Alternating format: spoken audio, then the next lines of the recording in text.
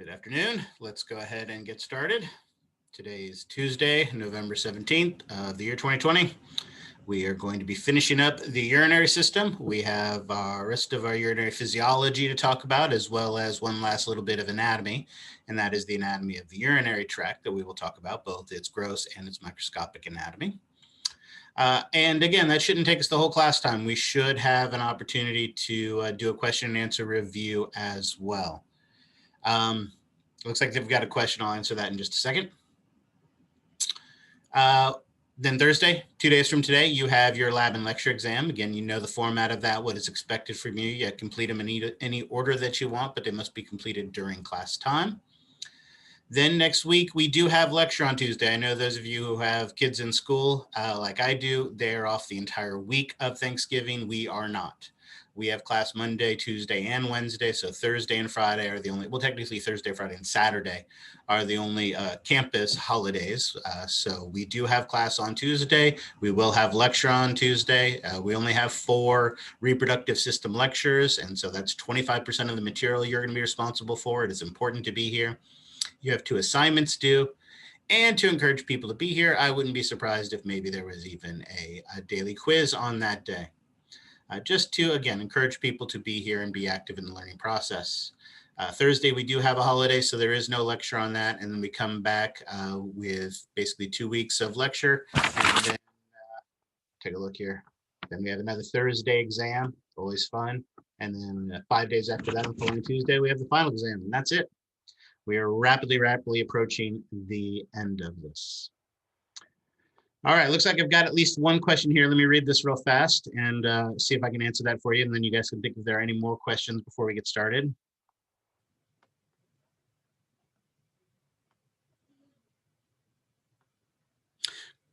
Okay, excellent. Great question. So when we're talking about the reabsorption routes, do the apical and basal surfaces still have the basal lamina in between?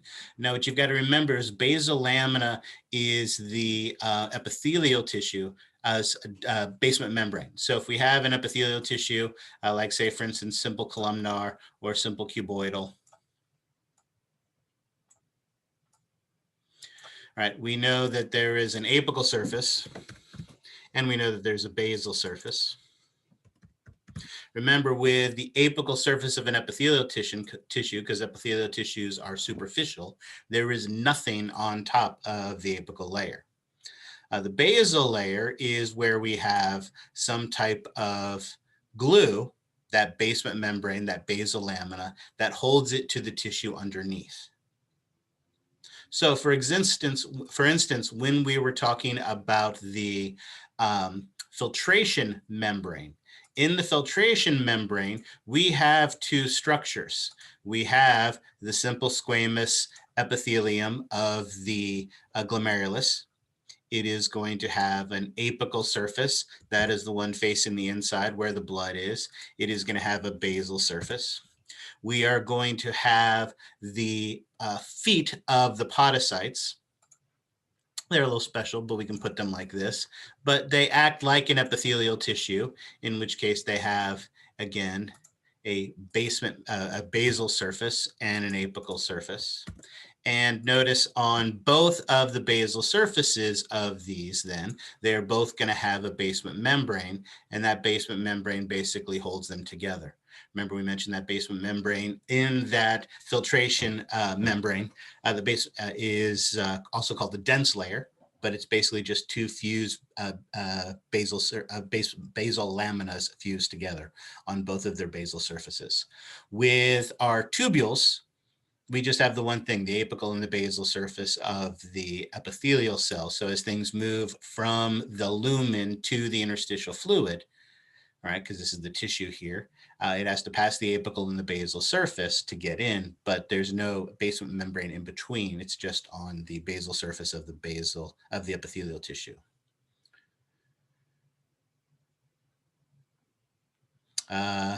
Remember, yes, so again, the glomerulus has that filtration membrane where we have 2 epithelial tissues essentially up against each other, but the cuboidal cells in the proximal, convoluted tubule, loop of Henle, distal convoluted tubule, and even the collecting duct just are tubules, so they just have an apical and basal, and so it's just one epithelial tissue, so only one basement membrane.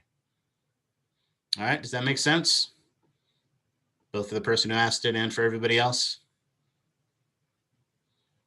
All right, excellent. Any other questions?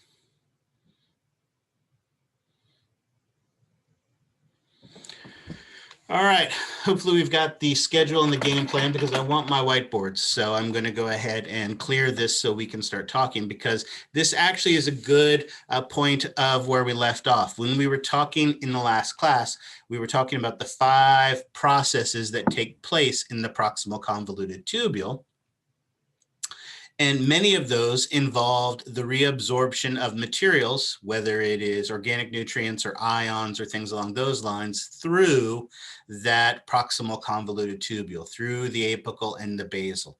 And as I mentioned, we are going to need to know some of these reabsorption pathways. So let's go ahead and talk about some reabsorption pathways. Oh, got my cap lock on. That's never a good thing.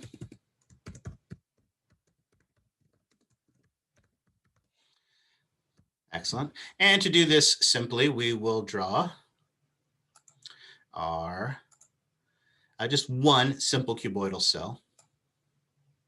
We're not going to worry about the paracellular aspect of this, so we'll just draw.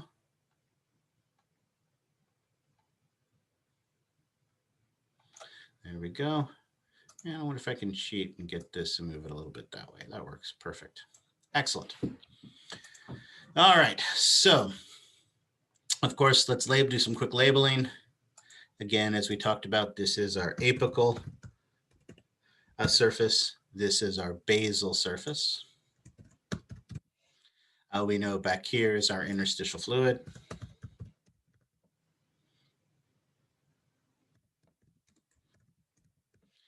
And we know over here is our lumen, which contains the filtrate.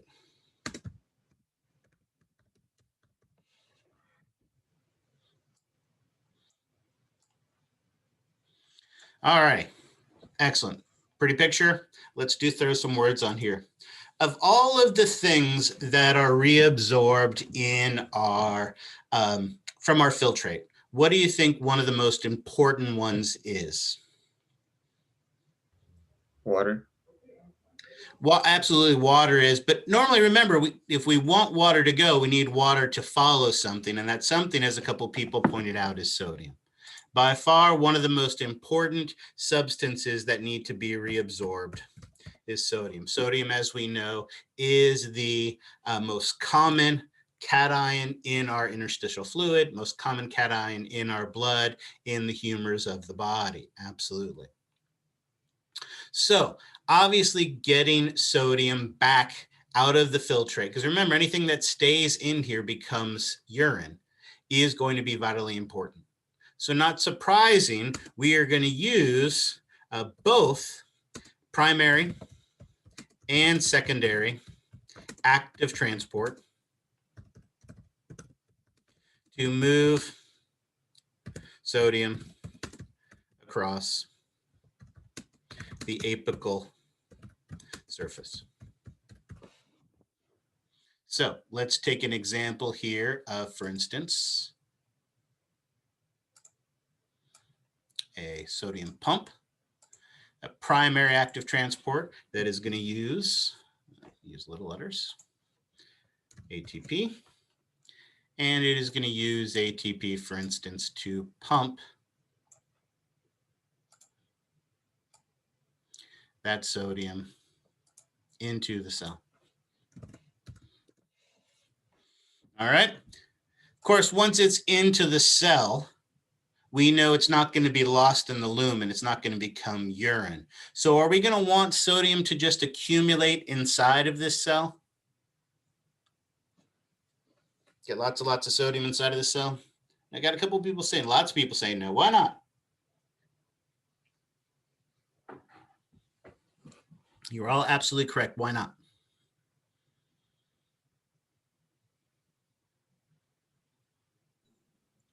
Not to get it too positive? True, we don't want the cell to necessarily get too positive. We don't want it to depolarize. It's not like a muscle cell or a neuron where it's got a threshold and something wonky is going to happen when it depolarizes, but we don't want it to get too positive, and it would ruin our concentration gradient. Absolutely. We need to maintain that concentration gradient. So while we're going to be using energy to get sodium into the cell, we are also going to use energy. We are going to use primary active transport to move sodium out the basal surface, and not just any primary active transporter. We are going to use our sodium, potassium, ATPase. We're going to use that sodium potassium pump. So let's move this up here. Let's move this up here. Oh, I spelled potassium wrong, but you guys get the idea. Remind me again what our sodium potassium ATPase does. Of course, it's a primary active transporter, so it uses ATP. But what does it use the energy of that ATP to do?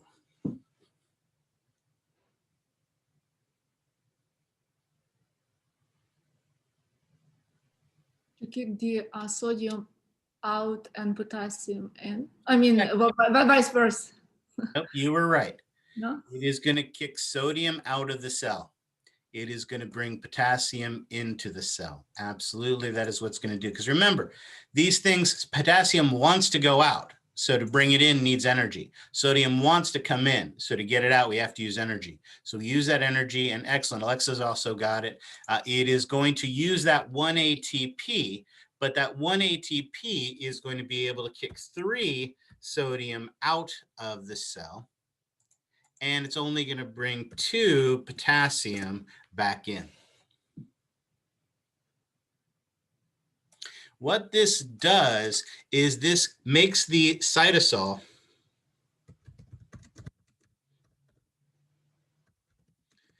of the cell very low in sodium. Now, doesn't that also mean it's going to be very high in potassium? And can't that cause problems too?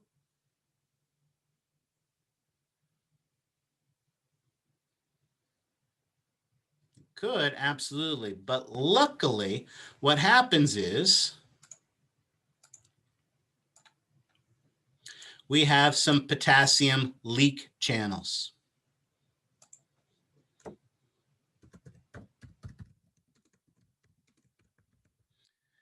You remember, leak channels are channels that are open all of the time. They don't have gates. They can't be open. They can't be closed.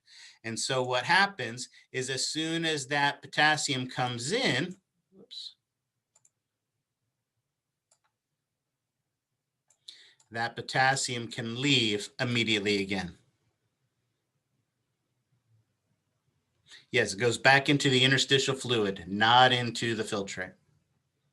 Now, remember, there can be pumps that will move potassium out, but in this case, there are definitely potassium leak channels so that it goes back. And so notice, while we have this massive movement of sodium, lots of sodium moving out of the cell, there is little to no change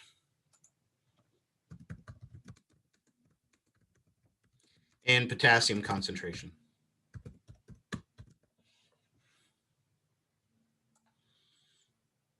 So it produces a very, very low concentration of sodium inside the cell, but it really doesn't change the effect of potassium at all.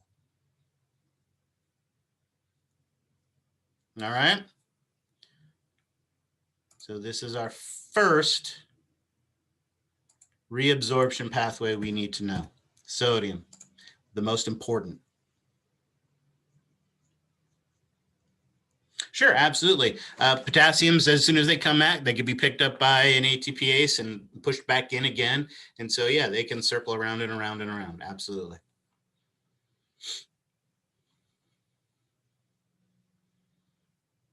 All right. Questions on the reabsorption of sodium? Again, that ends up putting lots of sodium here into the interstitial fluid where it can get picked up by the blood. moves it out of the filtrate, but it also keeps sodium concentration levels very, very low inside of the cell. So questions on sodium. Why was there little to no change in K concentration? Because when potassium is driven in by that sodium potassium ATPase, it can leave immediately again. So while you're pumping lots of it in, as the concentration increases, those leak channels can let it go just back out.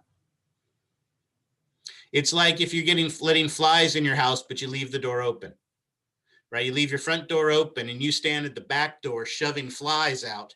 As you shove those flies out, they're going to come back in through your front door. And the number of flies in your house is going to stay the same. That's okay, thank you. Happening here.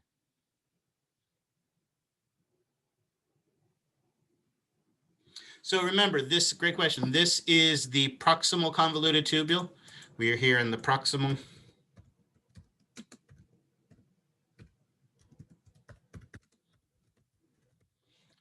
Which is where this is taking place. So again, this lumen is the lumen of the proximal convoluted tubule, where this reabsorption is taking place. Remember, as we mentioned, most of the reabsorption occurs in our proximal convoluted tubule, which is where we left off last time. Thank you for reminding me of that. I guess I didn't specify that well enough.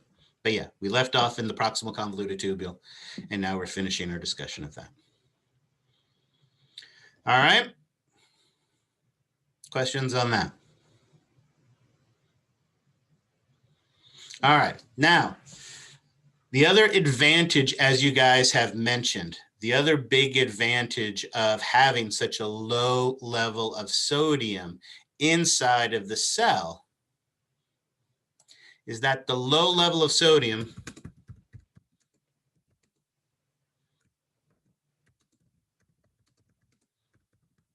sets up a huge concentration gradient.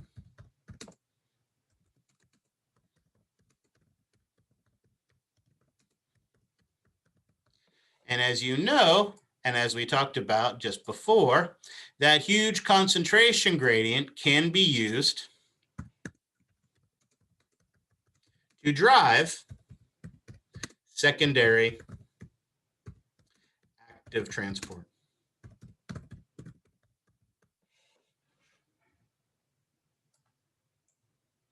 Notice over here, we mentioned that sodium would use both primary and secondary active transporters. And so far, we've just drawn a primary.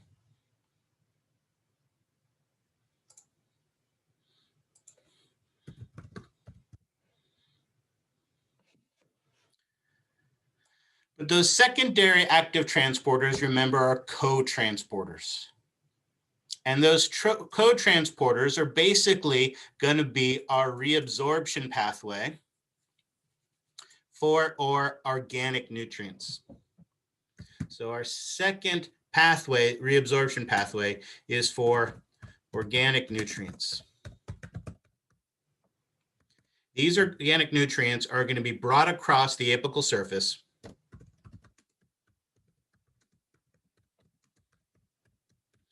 by secondary active transporters.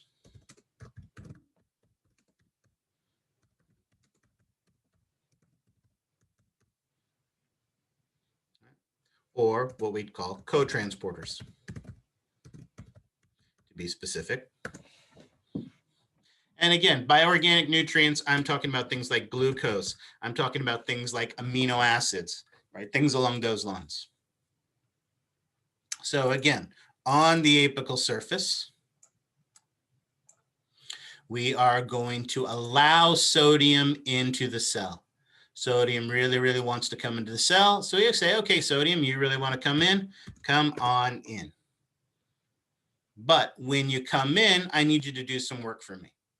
I need you to bring in some glucose with you, or amino acids, or some other type of organic nutrients. Basically, all of these work the same way.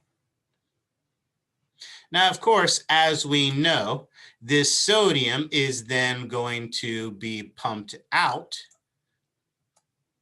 using ATP. So that's again why this secondary active transporter does not directly use ATP, but indirectly uses ATP. So regulating the sodium in and then immediately kicking it back out.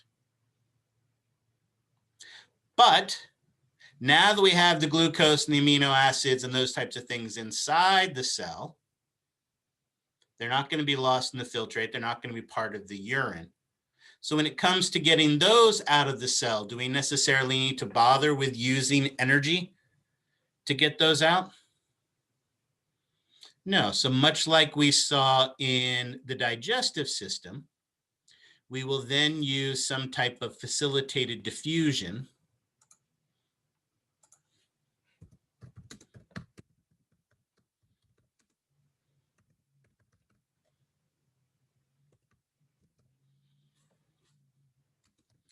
to allow the organic nutrient to leave the cell and enter into the interstitial fluid.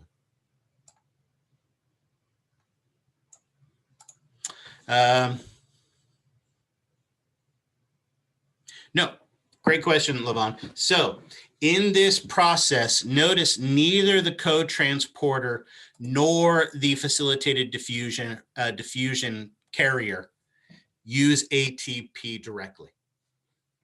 What you have to remember is that this one here, this facilitated diffusion, is passive. No ATP is required for its function at all. It relies solely on the concentration gradient.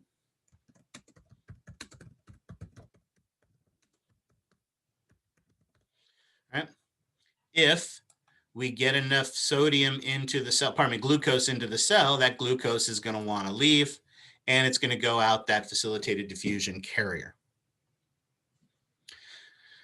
This co-transporter is what we call a secondary active transporter. Secondary active transporters are not pumps. They do not directly use ATP.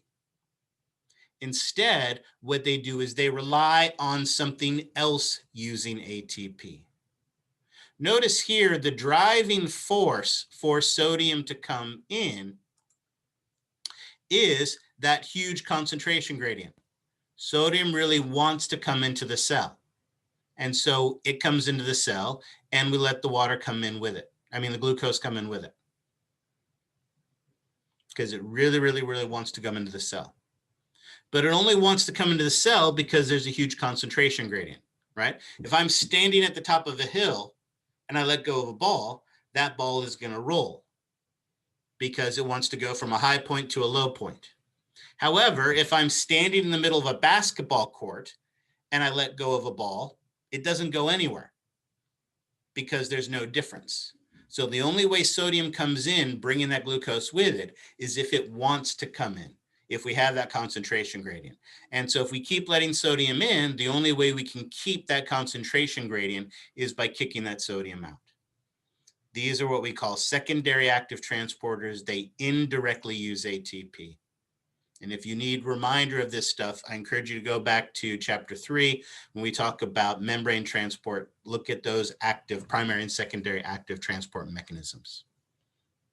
Yes, glucose and sodium are coming in together on the same molecule. That is why this molecule is called a co-transporter, because not only is it carrying both those things, but it is carrying both those things in the same direction.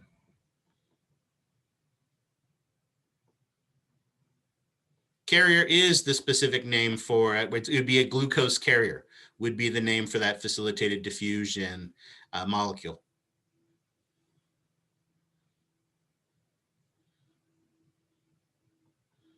All right. Questions on that? I love these questions, and this is good because if this doesn't make sense, then the third one's going to be even worse.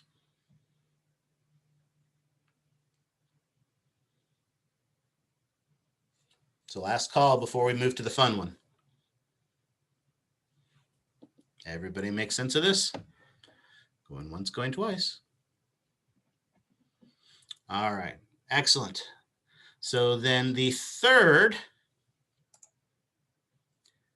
reabsorption pathway that you are going to be responsible for on this exam.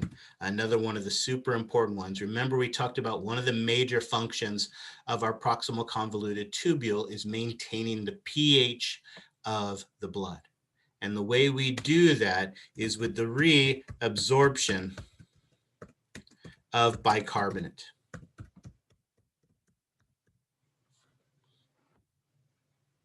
Now, someone remind me again of what that equation is here. I'll put it down here at the bottom because it is convenient for me. I'll make it a little bit smaller. What was that chemical reaction that involved bicarbonate? It's CO2 plus water. Excellent. So it was water, H2O, plus, oops, oh, plus CO2, which equals, oops, HCO3. excellent, H2CO3, which is carbonic acid, which then disassociates again into hydrogen ions plus bicarbonate ions. Perfect. Excellent, excellent, excellent. Good, we remembered that. And actually, I think I've got enough room to make that a little bigger. Excellent.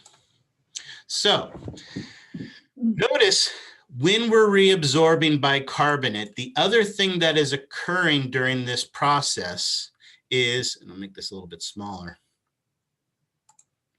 we are also getting the secretion of hydrogen ions. These two processes, and actually I do want that bigger, these two processes are going to go hand in hand. I have a quick question about this. Yes. So secretion in this case, it doesn't mean that cell secretes it, it just means it's not reabsorbed, right?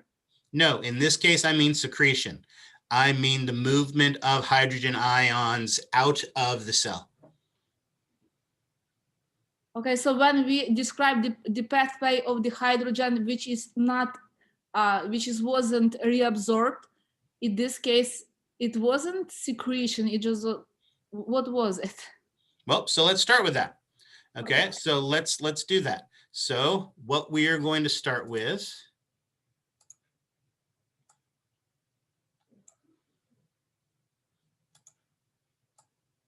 oops, I'll go with green. So hydrogen ions are going to, let's make that smaller now. Come on.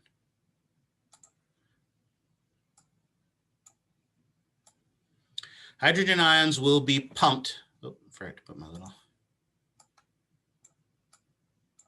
So this will be a hydrogen pump. It uses ATP into the cell. Okay.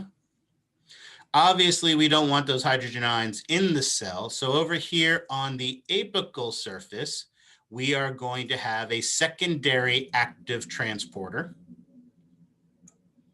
And this secondary active transporter is an antiporter.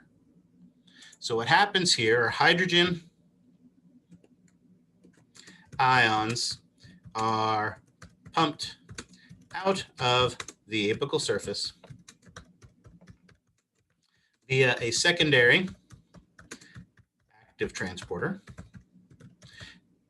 And that secondary active transporter is going to be an antiporter. Now, remember, secondary active transporters mean they do not directly use ATP.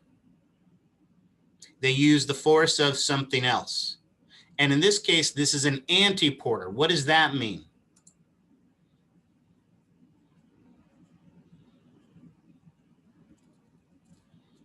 You guys did not look at your transport mechanisms like I asked you to. What is an antiporter?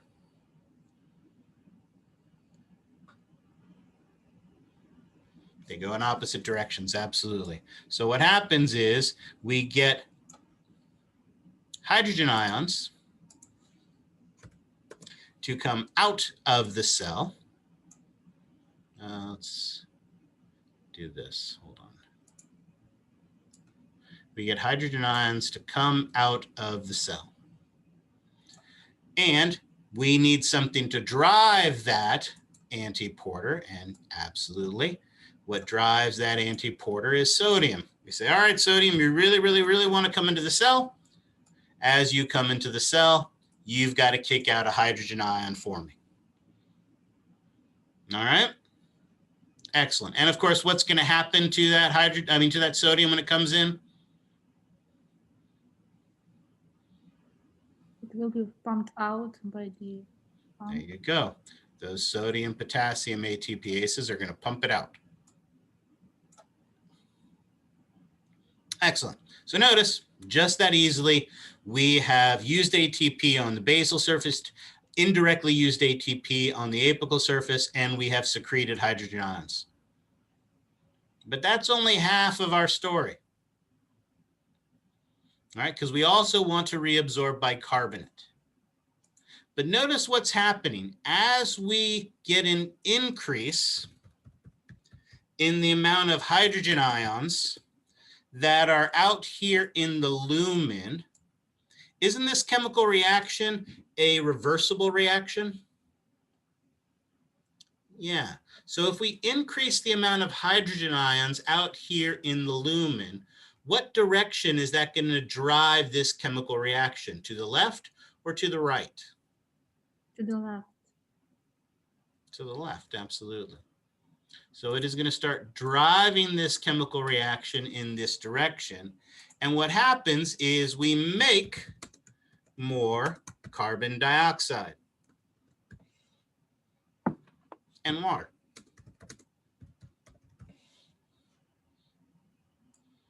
Now, we've already talked about water reabsorption, but if we have carbon dioxide, what do we know about carbon dioxide?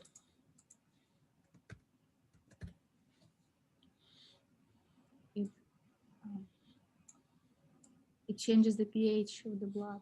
Well, it can change the pH of the blood when it mixes with water, but what do we know about the molecule of gas, carbon dioxide?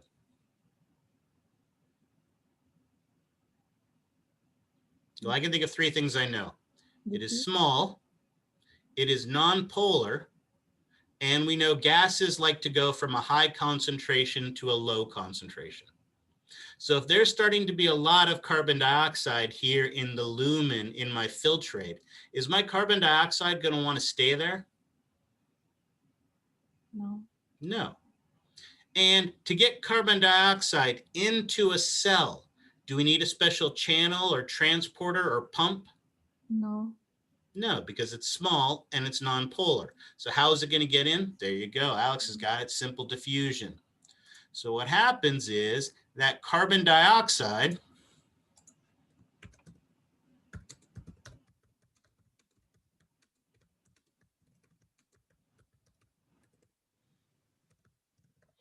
enters the cell via simple diffusion. And now we have an increase in carbon dioxide inside the cell. Now, don't we also have water in this cell? Yes. Yeah. So that carbon dioxide that is coming in is going to mix with the water that is already inside the cell. And what's going to happen when that occurs? The acid gonna be formed. It's going to make carbonic acid. And what's going to happen to that carbonic acid? It's going to dissociate into hydrogen ions and bicarbonate.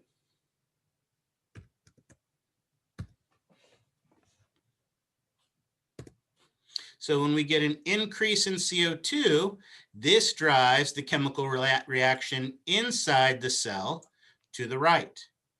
And when it comes to the right, we make more hydrogen ions and more bicarbonate.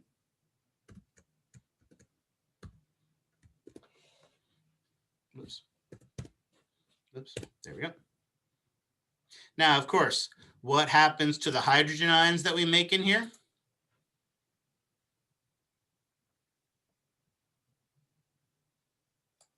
There you go. We can secrete those hydrogen ions and keep the process going. And then we are going to bring this bicarbonate in. There's a couple ways that we can bring this bicarbonate in, but one of the ways we will bring this bicarbonate in is actually by a primary co-transporter. This primary co-transporter uses ATP, and it uses ATP to move bicarbonate out, but also it can move sodium out as well. So it's going to use energy to kick out sodium. It is going to use energy to kick out the bicarbonate. Again, notice this is not a symporter. All right, this one here where they're moving in the same direction, the secondary one, remember, is a symporter. All right, symporter doesn't use ATP.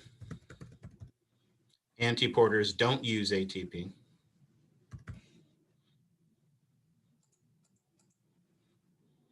But in this case, we are actively pumping it out.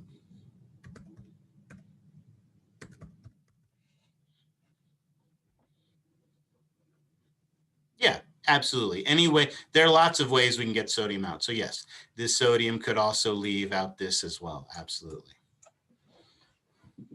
The point is that sodium is pumped out the basal surface. I don't care which type of one you talk about, but it is going to be pumped out. So there you go. Now we have both brought bicarbonate back into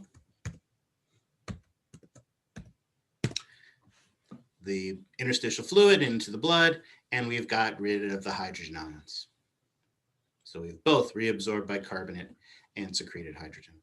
I've made a bit of a mess of this, and I will keep this one. I will post this one for you guys so that you can see my drawing for this. But I think your book does a really nice job of showing these things as well. So let's go over them again with the book version of this. Again, probably the most important thing that is transported, reabsorbed, really, in the proximal convoluted tubule is sodium. So here we see an example of a sodium pump using ATP to bring it in. And then that sodium potassium ATPase kicks the sodium out. As we talked about, potassium can leave immediately again. So our potassium levels don't change, but our sodium levels get very low on the inside. So this is using active transport on both the apical and the basal surface. Both, oh, lost my key. So again, here we're going to use both primary and secondary, where on the apical side, whereas on the basal side, we are just using primary.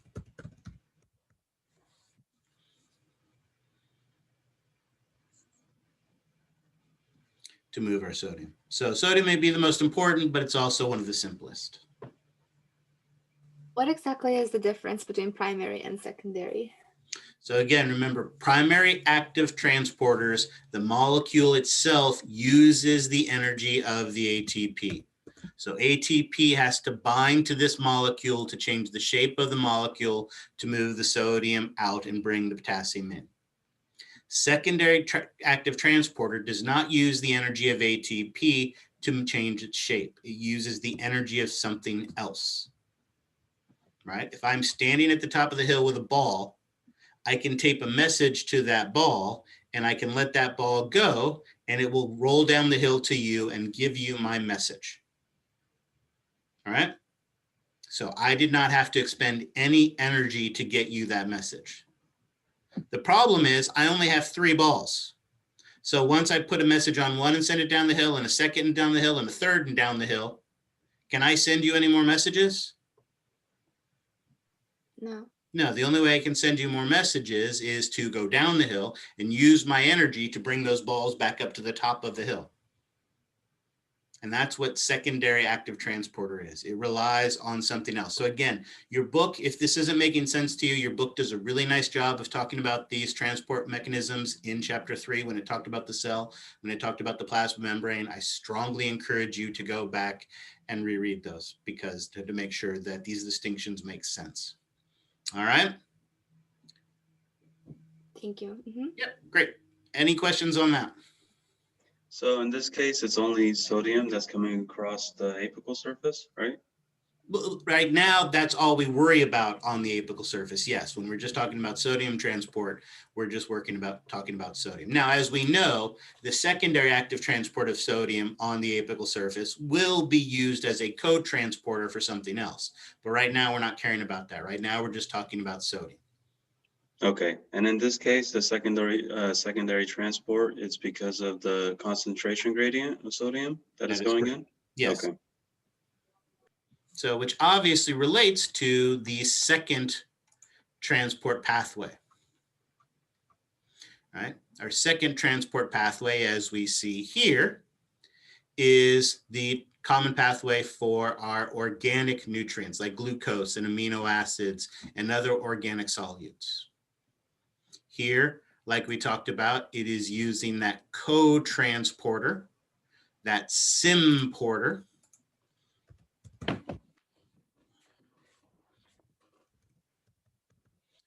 that is allowing sodium in and using the energy of sodium to bring in our glucose. Sodium then needs to be pumped out, as we know.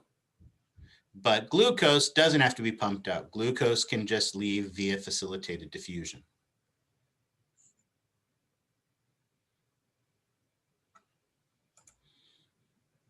All right.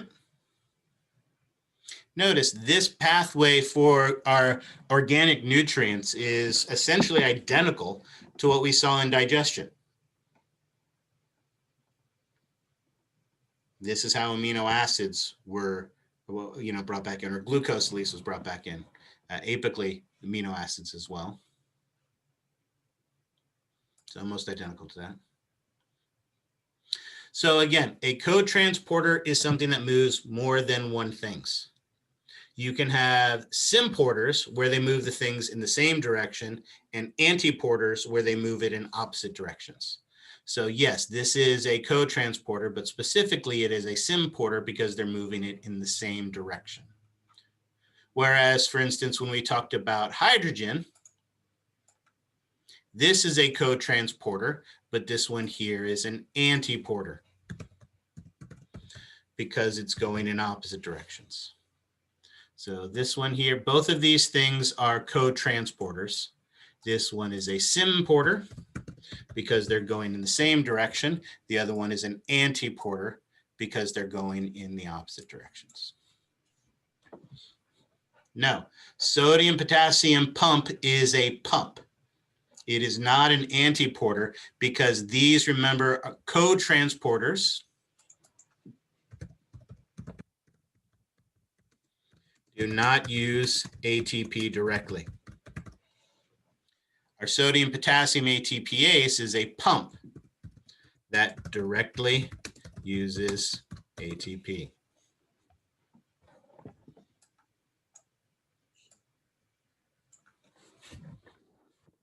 So symporter and antiporters work only on the apical surface, right? In this case, yes, that's where we're finding them in this case. Those aren't the only places they work, but in these two pathways that we're talking about, this is where we find them, yes.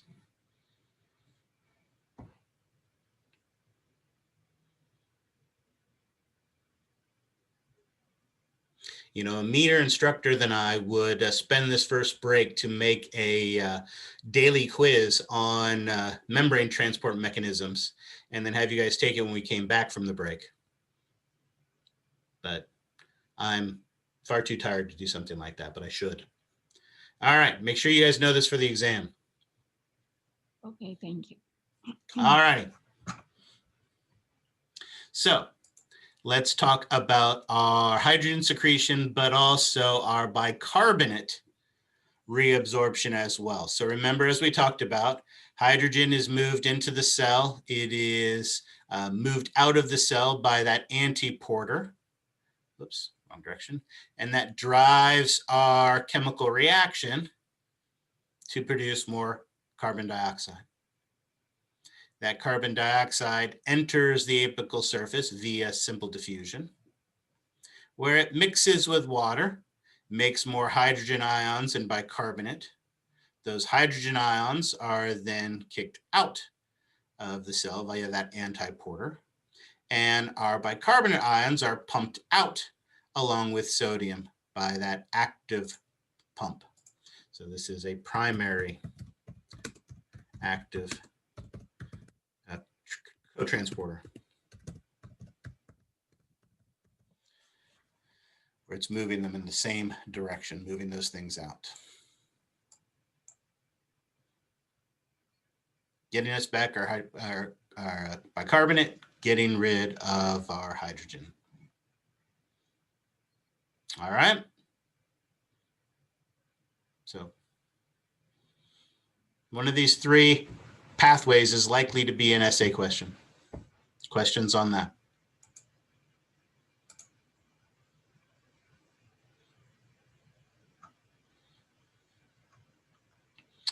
And again, here is that pretty picture that shows all of these different mechanisms, the active, the cellular routes, all those things that we talked about, all those ways of bringing these things back. Like I said, a majority of the processing takes place in our proximal convoluted tubule. Your book's got a nice table that talks about some of the things and the mechanisms by which they come back. Again, just emphasizing the things that we've talked about. And so by the time our filtrate, remember we started with 200 liters of filtrate, by the time it reaches the end of the proximal convoluted tubule, it has already been changed dramatically. Remember, the majority of the reabsorption has already taken place. In fact, at this point, 100% of all of the glucose has been reabsorbed. 100% of all the amino acids have been reabsorbed. Over 65% of our sodium has been reabsorbed. And of course, where that sodium goes, water is going to follow. And what type of water reabsorption did we call this again, where water's following all this stuff? Osmolarity. True, osmosis is what moves it across the membrane, but when we were talking about the movement of water, where it has to follow the stuff and doesn't have a choice in the matter, obligatory, excellent. That obligatory water reabsorption has taken place. Notice I keep making a point of emphasizing that label. That must mean that there's got to be some other type of water reabsorption. Otherwise, we would just say water reabsorption, right? So again, warning bells should be going off on that. About 60% of the chloride, only about 55% of the potassium. And again, the majority of the other electrolytes have been reabsorbed as well. So at this point, mostly what we have left is we have left basically just water and electrolytes. Water and ions is pretty much the majority of what is left, plus a little bit and some small wastes. Stuff along those lines. But the majority of the useful stuff, most of the useful stuff, if not all, right, like all of the glucose, all of the amino acids have been reabsorbed. And it is from here that we are then going to enter into the loop of Henle. However, as I mentioned, remember the other major process that is occurring in our proximal convoluted tubule is our tubular secretion. Remember, the majority of our tubular secretion occurs also in our proximal convoluted tubule. So this is how we're able to get large proteins out of our blood, moving urea and uric acid and other metabolic wastes. We didn't have the test in 2 days, you and I would be talking a whole lot more about urea. Urea is an incredibly interesting molecule. For starters, it is a waste material. But if you think about it, carbon dioxide is a waste material as well. And in our body, is our goal to get rid of as much carbon dioxide as we possibly can? No, we need it. No, we need it, because what does that carbon dioxide do for us? Regulates blood pH. Yeah, it helps us to maintain blood pH. Well, urea is the same way. Urea is a metabolic waste, but it is one of the primary solvents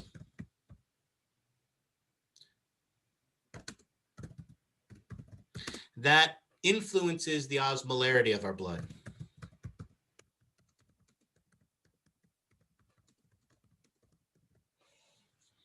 So with urea, we are constantly reabsorbing. Well, it really sneaks back in. It's such a small, tiny molecule. It is sneaking back into our blood and our interstitial fluid via those paracellular pathways, and then we pump it back out. It sneaks back in, and maintaining appropriate levels of it is vital for maintaining the osmolarity of the blood. The other really interesting thing about urea is the formation of urea was one of those first big major scientific breakthroughs that really led to a transitional change, a philosophical change in how we understand biology. Many, many years ago, hundreds and hundreds of years ago, it was believed that organic material, things that were alive, had some type of inherent substance in it, some aura or substance or something about it, some inherent component inside of it that made it alive. So it was impossible to make some type of biological molecule because it wouldn't have that spark of life in it. Urea was the first biological molecule that was actually created in a test tube. Right? Completely dispelling that thought that organic material could not be produced artificially, right? That there isn't some inherent life force inside of organic molecules. So again, it's got a really tremendously interesting history, and the pathways by which it comes in and out are really useful. But again, with the test in 2 days, unfortunately, we won't have a time to look at it. But during your break, I strongly encourage you to do some research and read more about urea. All right. So our goal is to get rid of all of this stuff, as we talked about, the tubular secretion, getting rid of excess potassium. We saw how it helps us to control the blood pH. And again, it's going to use the same type of primary and secondary active transporters, facilitated diffusion, all those same mechanisms to move things out that we use to move things in. I'm just not going to make you memorize any of the tubular secretion pathways, except with the exception of hydrogen ions. Hydrogen ions, because it goes hand in hand with bicarbonate reabsorption. There you get to learn that one. And we talked about that as well. All right. So that is our tubular secretion. Can I ask a question? Absolutely. So basically the tubular secretion is, instead of it being reabsorbed back into the blood, everything that is bad from the blood is going back into the tube to become urine. That's what that was. Bad, excessive, right? Toxins, hormones, neurotransmitters, all of those things, everything that we have amount of. And again, absolutely, it is basically moving from the interstitial fluid, or more specifically, you could probably say from the blood into the lumen. And of course, once it gets into the lumen, it leaves. So again, recreational drugs, toxins, metabolic wastes, excess potassium, excess calcium, things along those lines. Again, as we've talked about, if there's something wrong with you, one of the first things the doctor does is have you pee in a cup, because what your body is releasing in your urine tells a lot about what's going on the inside of your body.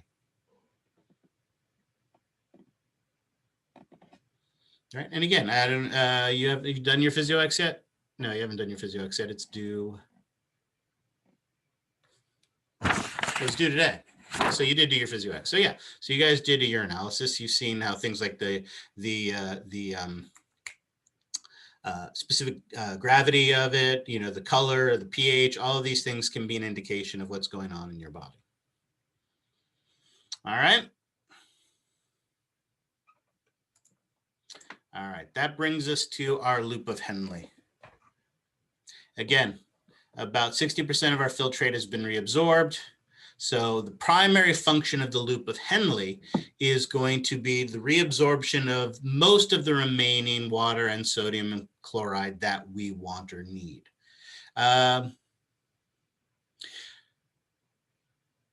The cause of kidney stones is not fully understood. Uric acid, I believe, helps to play more of a role. I'm not sure of the role urea plays in that. I know calcium obviously plays a role. There's always a lot of calcium in your urine. But what causes that calcium to form crystals is not fully understood. So it could be the uric acid, it could be ureas, things like that. There's a strong genetic component to it. Some people are more predisposed to it to others. Diet can affect things like that. So I'm not sure if they understand fully what the cause of those kidney stones from the crystallization of the calcium occurs, how that occurs or why that occurs. But it wouldn't surprise me if urea plays a role in that. What's special about our loop of Henle is that our loop of Henle, so up to this point, actually, let's go back a second. Up to this point, notice when we've talked about the reabsorption of sodium and chloride, that water has followed, right? We had that obligatory water reabsorption. What's special about the loop of Henle is that the loop of Henle decouples the movement of water and solutes. So it is going to absorb water separately. It is going to absorb solutes separately. It's going to do both, but it absorbs them both separately.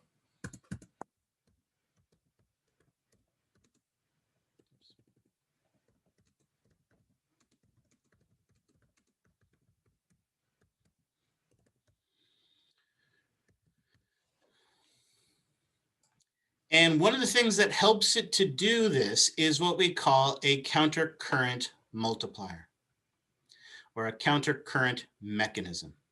This countercurrent mechanism is basically where we have two fluids moving in opposite directions.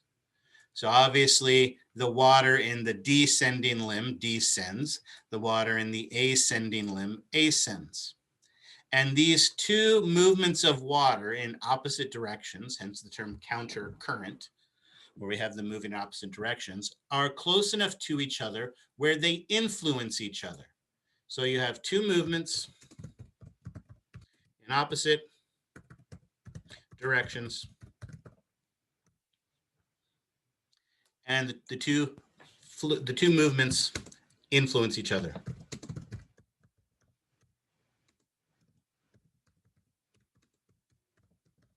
Anyone know what a heat sink is?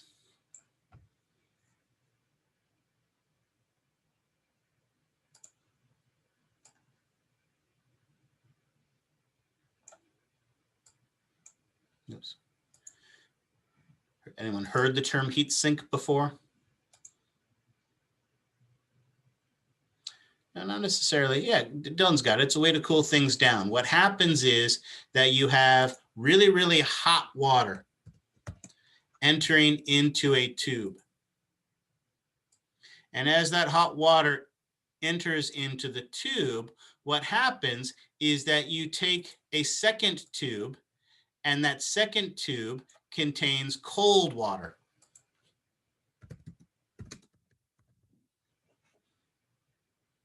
And that second tube of cold water that surrounds the first tube, the water moves in the opposite direction.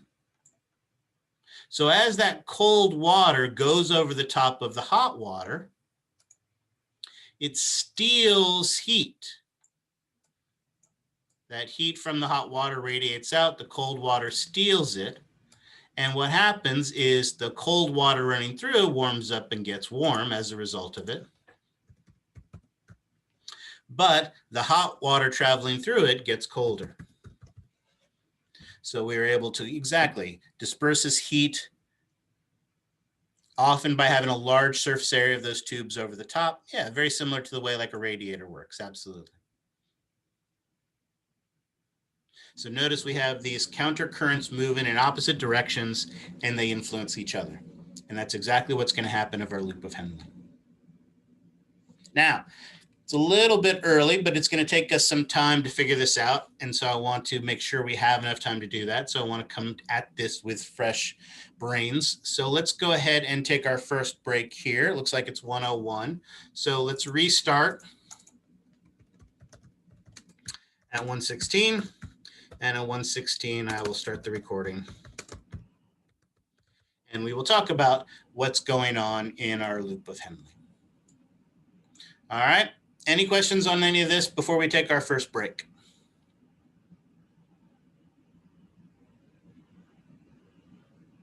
All righty, I'll see you in 15 minutes. All righty. Any questions before we get started?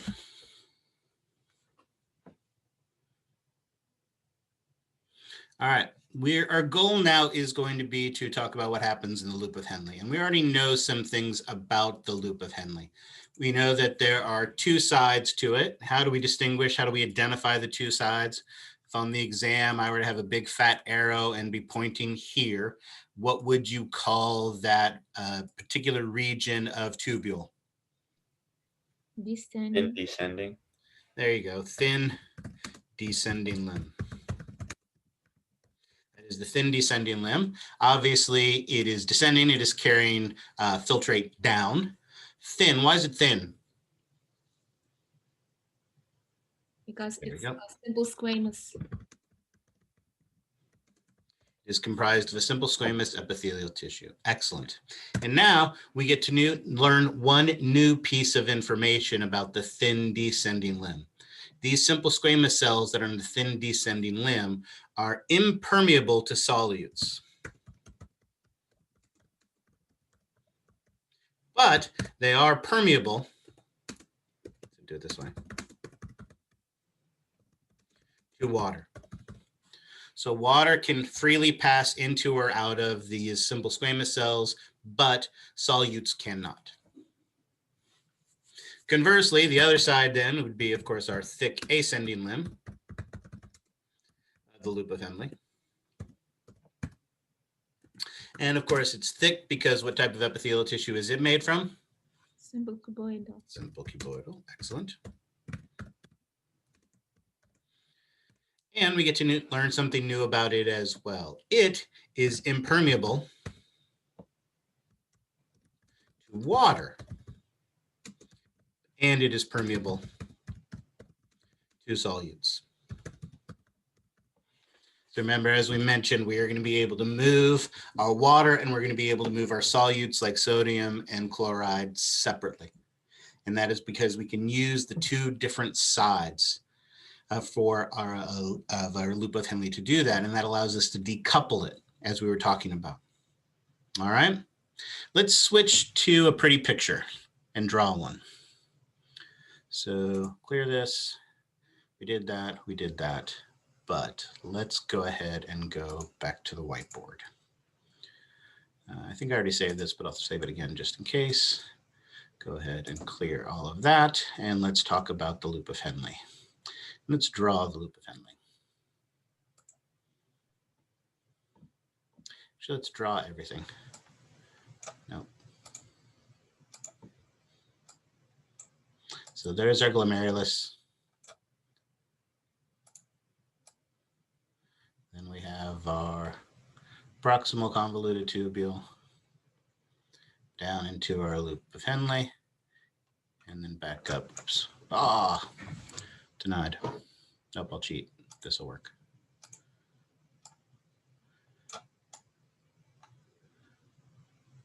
There we go.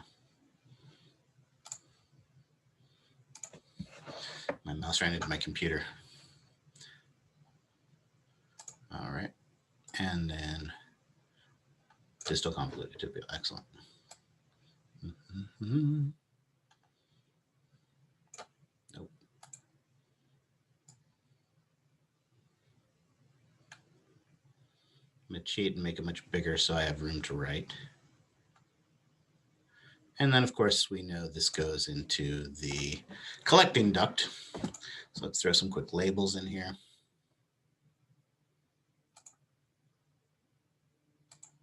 So this is our collecting duct.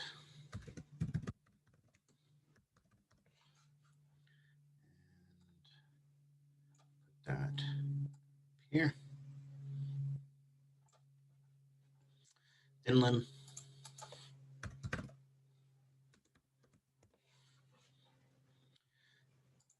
Oh, oops. In descending limb. Can't expect you to label it correctly if I don't label it correctly.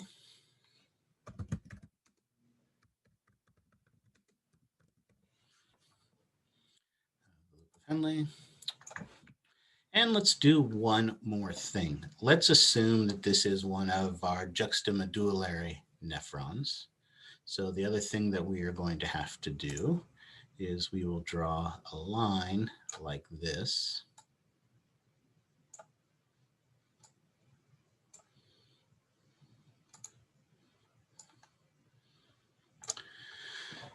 Indicating the difference between the cortex and the medulla, medullary pyramid. All right, this is a good starting point. Oh, and let's add what we know about the thin descending limb. It is impermeable to solutes,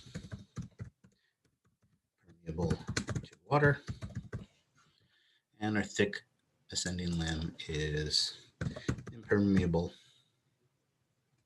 to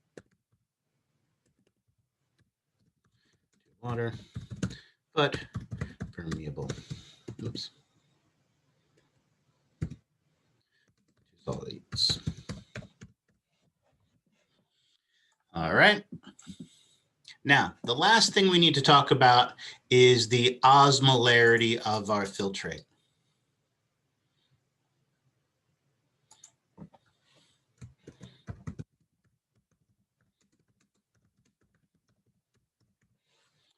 The osmolarity of our filtrate, when it is first produced here in our renal corpuscle, is about 300 milliosmoles.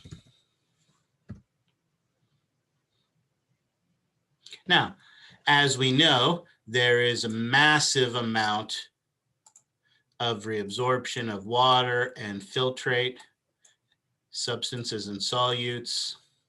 And by the time we reached the end of the proximal convoluted tubule, as we've talked about, we're down to like 1/3 of the original volume of filtrate. And what would the osmolarity of this be?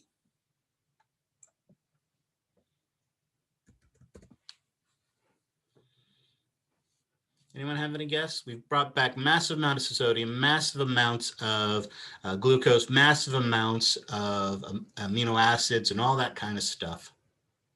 So that means that our filtrate would have a lot less stuff in it, right? Excellent, Alexa's got it, right? But remember what happens is it gets reabsorbed. So water follows all of that stuff obligatorily. So while a massive amount of filtrate has been reabsorbed, our osmolarity is essentially the same. Oops, wow, that was way off. Is really unchanged. There we go. All right. Isn't it a blood osmolarity? It is. It is the osmolarity of the blood. And guess what the osmolarity of the interstitial fluid in the cortex is? Equals to it.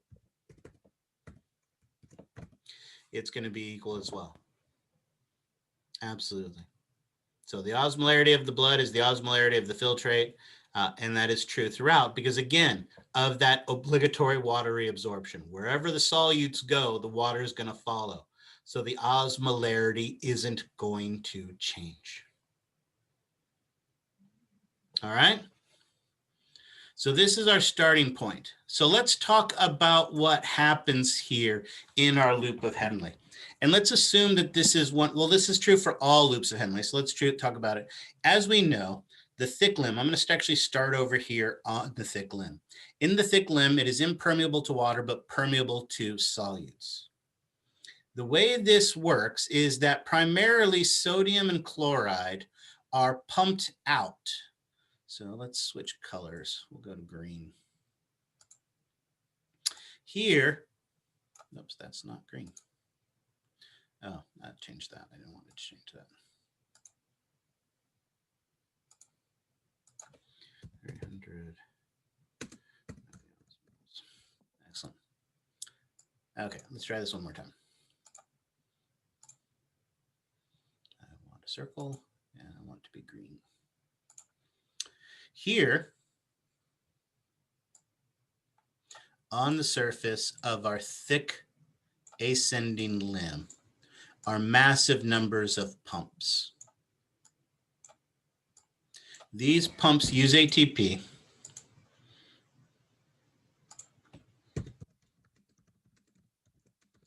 to reabsorb sodium and chloride.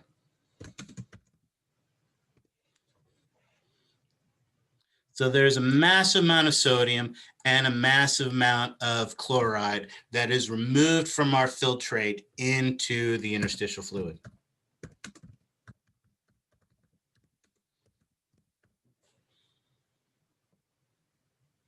Okay. So that is going to have two effects. We are going to start to see an increase in solutes here in the interstitial fluid of the pyramid.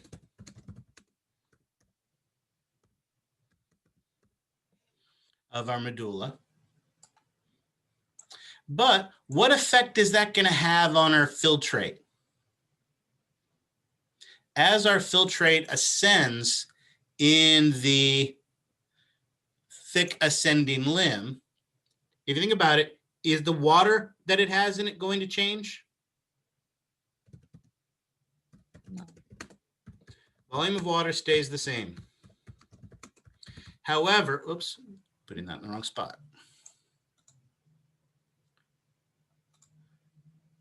Copy, paste. The volume of water stays the same. Why? Because water can't follow. We are taking sodium and we are taking potassium and chloride, and we are pumping them out. So any sodium, so sodium that's in here, chloride that is in here, these things are being pumped out of the filtrate. Sodium is being pumped out, chloride's being pumped out, and these things are constantly being pumped out. But remember, this ascending limb is impermeable to water. So can water follow the sodium and follow the chloride? Here, no. No, here, no. So the volume of water in here is going to stay the same. However, while the volume of water that is in here is staying the same, the amount of solutes changes. And specifically, it gets less. So what effect does that have on the osmolarity? In the tubule, it decreases. Absolutely. So the effect on the osmolarity here is that the osmolarity here inside the tubule is going to decrease.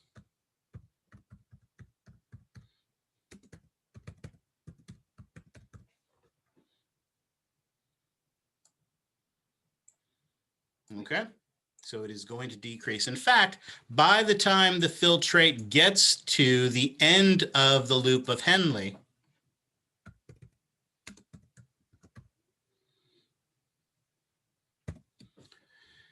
it's down to about 100 milliosmoles. Well, it's not that it doesn't feel obligated. Water wants to follow it. Water can't, because that thick limb is impermeable to water. So the water wants to move, but it's not able to. So notice at this point, we have a very dilute filtrate.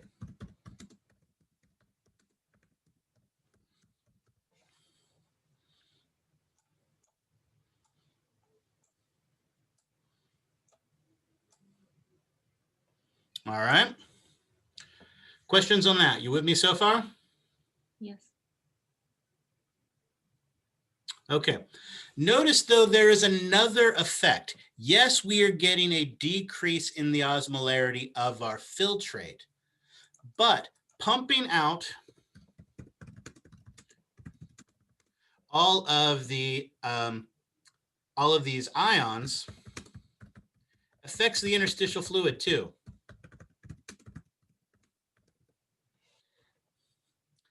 Now, here's the thing. If we have 100 sodium and chloride in this tube, as it goes up the thick ascending limb, do you think every 3 feet, right, 5 go out, and then it goes up 3 more and 5 go out, and then 3 more, 5 go out? Do you think it's going to be equally pumped out throughout the entire length of the tubule? Or do you think you'll have more pumped out at the bottom where there's more stuff, and then when there's less and less stuff, less and less is going to get pumped out? What do you think it is? Do you think it's going to be even, or it's going to be more at the bottom? Absolutely. It's going to be more at the bottom. Absolutely. So really what happens is we get an uneven pumping out of all the ions into the interstitial fluid. And the effect of this is to produce a concentration gradient in the medulla.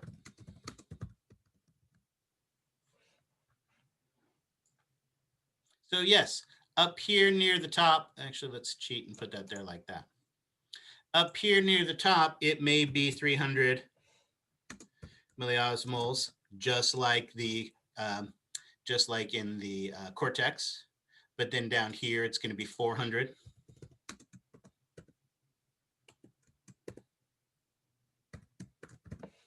And then here, it's going to be 800. And down here, actually, let's here, hold on. Let's do this. 400. Let's make this 600. Let's make this 900.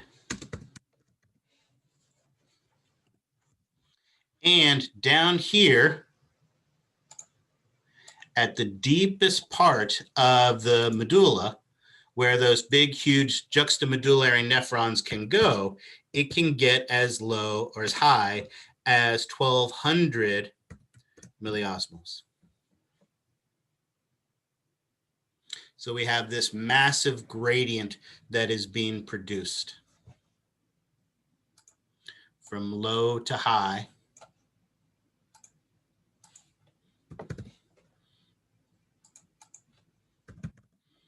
By that unequal pumping of sodium and chloride out of the thick ascending limb.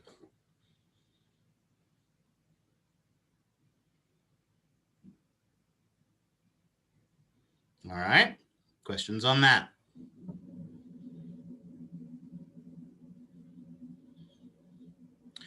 All right, then if that's the case, then let's talk about what's happening over here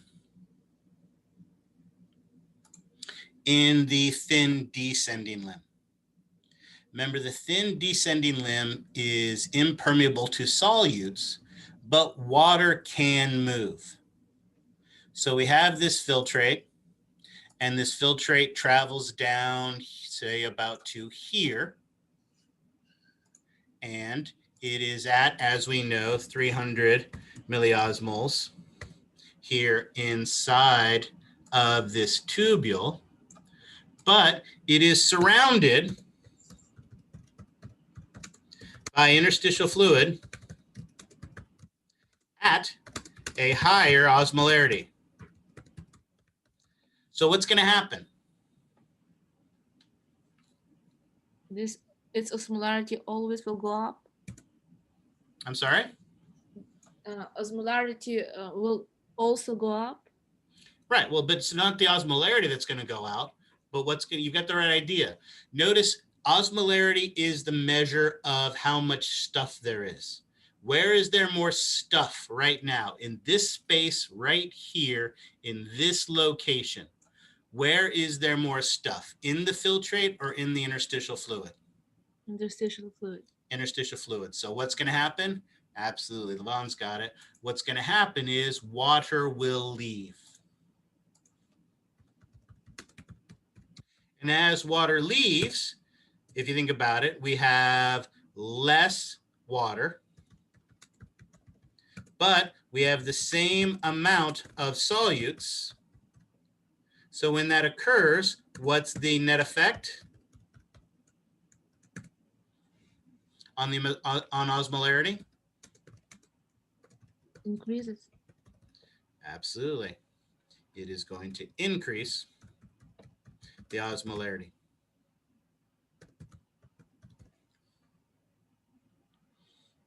Let's cheat and put this out here so that we have more room. And it's going to continue to go out until it reaches what level? Water leaves until the osmolarity at this location right here is going to become what? What do you think? 400.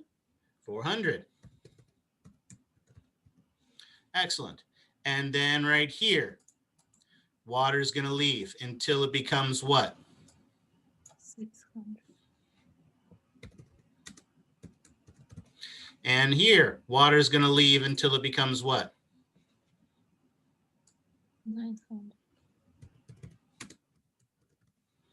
And then all the way down to the bottom, where in those big, long loops of Henle of the juxtamedullary nephrons, our filtrate can get as condensed, as concentrated as 1200 milliosmoles.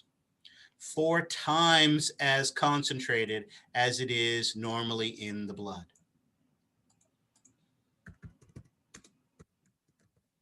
So notice what's happening is that our water is constantly leaving.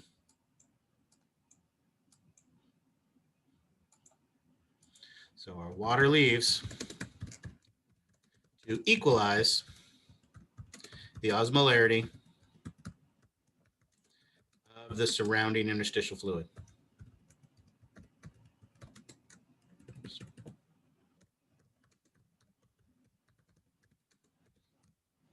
And as we do that, we concentrate the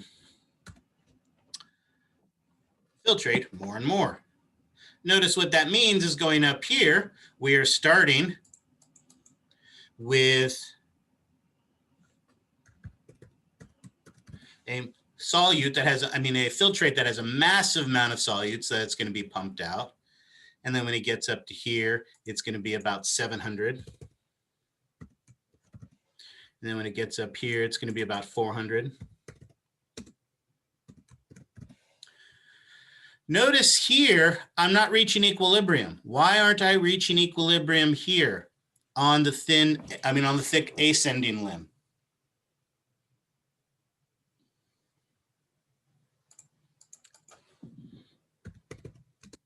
Because water is here. Yeah, the water stays. And right here, notice on this side, we are driven by the osmotic forces. This is driven by osmosis. And osmosis, like all of these types of processes, the goal is equilibrium.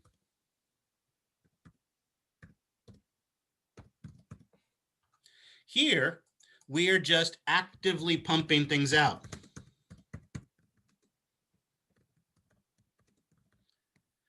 Do we care about how much stuff is there that's being moved out? No, this is all about how much ATP and our transport maximums.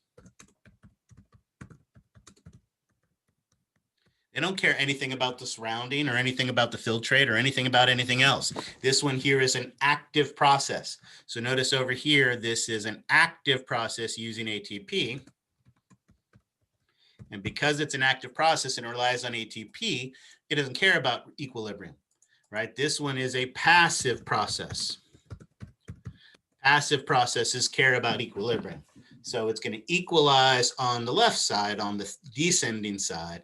But because we're actively using ATP on the right side, we don't have to care about equilibrium anymore.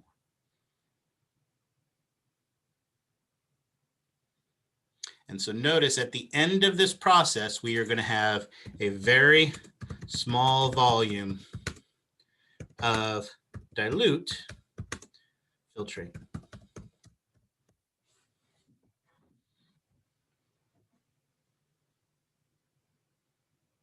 Did you mean very small osmolarity? No, what I mean is a small volume. Remember, if we've absorbed a lot of water and absorbed a lot of sodium and chloride, we have much less filtrate than we had to begin. But it's also going to be dilute. And by dilute, this is when I say dilute, that's what I mean. I mean that it has a very low osmolarity. Dilute means that it doesn't have a lot of stuff in it. Mm-hmm. So it is a small volume of a dilute filtrate.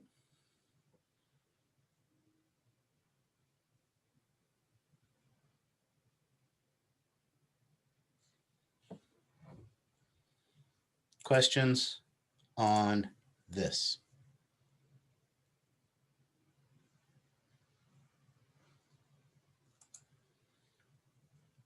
Let's do it again with the pretty pictures from your textbook. So again, we start talking first about that thick segment of the ascending limb where there's a simple cuboidal cells. And again, notice out of the, notice these pumps are moving sodium, chloride, and potassium. They are using ATP. These are active pumps that are moving chlorides, ions, potassium ions, and sodium ions into the cell. But notice, potassium can then leave via leak channels. Sodium gets pumped out actively. And as it's pumped out actively, potassium can come in. And here we have a pump that is pumping out chloride and potassium. So notice, again, like we've seen before, the driving force on this is sodium and chloride. Our potassium levels don't significantly change.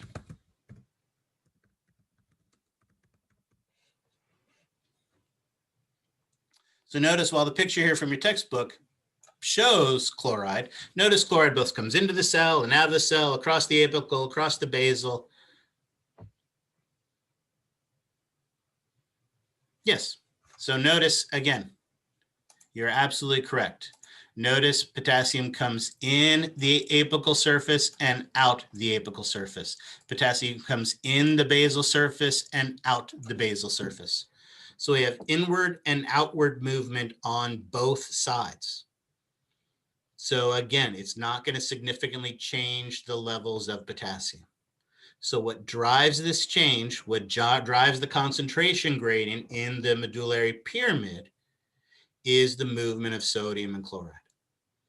So that's why essentially we can ignore potassium in this process, because potassium isn't driving that decoupling, isn't driving that change that is occurring in the loop of Henle.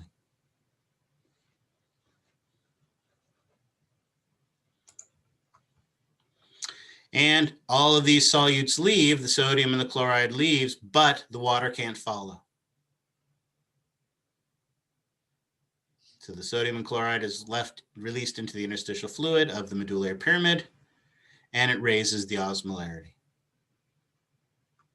And it does it unevenly, where we have an osmolarity gradient.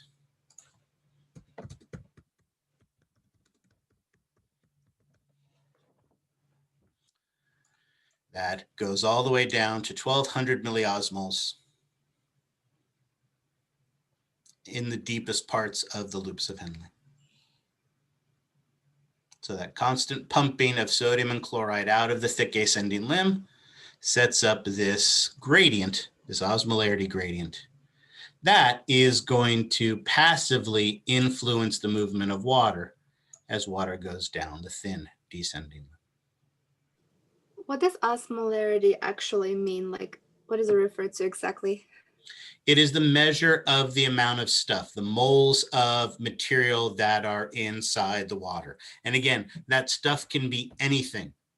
100 sodium count the same as 100 carbon dioxide, count the same as 100 amino acids, count the same as 100 potassiums. It's just a number of things.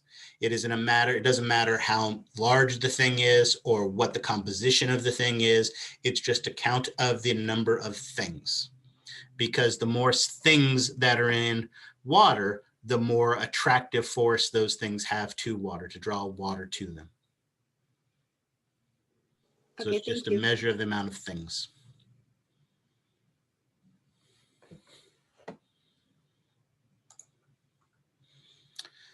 So again, here we see the interstitial fluid in our cortex is 300 milliosmoles, but in those pyramids, it can go from 400 all the way down to 1200 as you go deep into those medullary pyramids.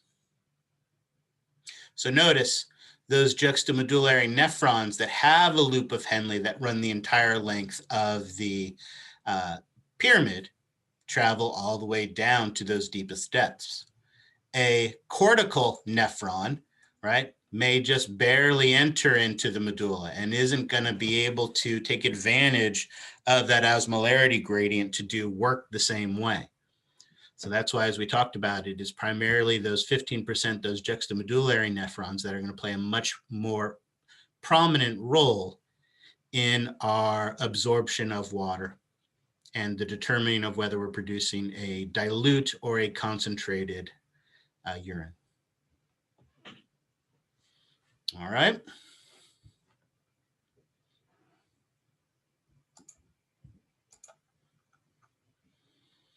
So, as we said on the thin limb, simple squamous cells, permeable to water, impermeable to solutes. So the water comes out, moves out, down its osmolarity gradient till it equals the environment that it is in.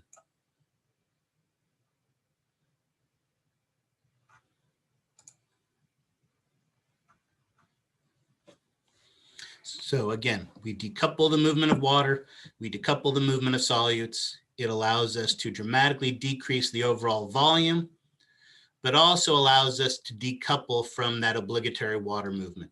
We are able to separate the movement of solutes, separate the movement of water. And that is going to be what allows us to draw back more stuff and end up with a dilute urine as a result.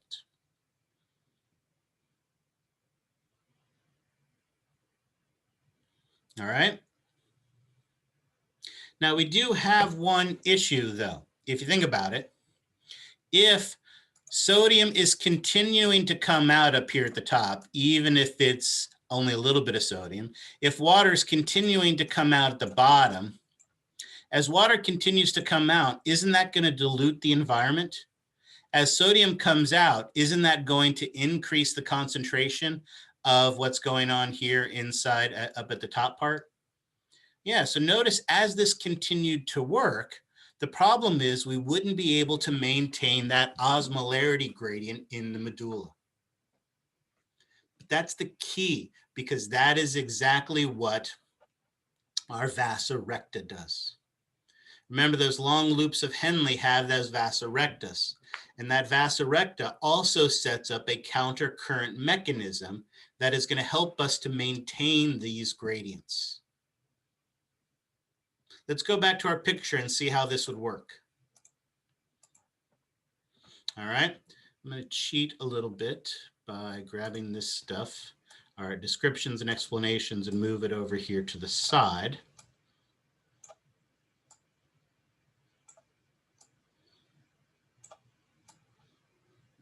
So we can talk about our vasa recta, and it would have been clever to leave the green for that, but apparently I'm not clever. So let's use orange.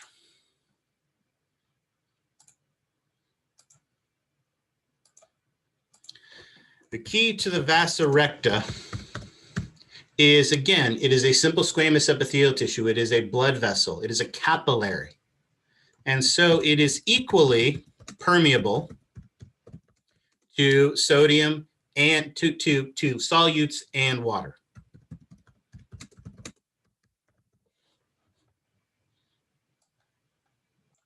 So the vasa recta, as we know,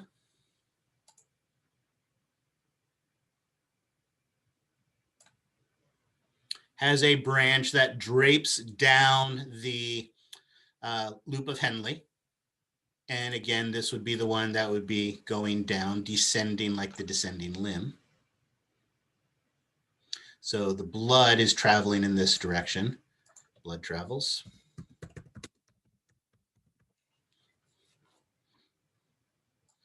Now, again, the blood as it enters in here is going to have an osmolarity of 300 milliosmoles.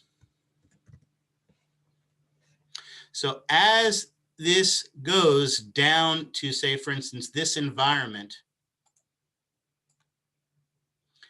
here in this part of the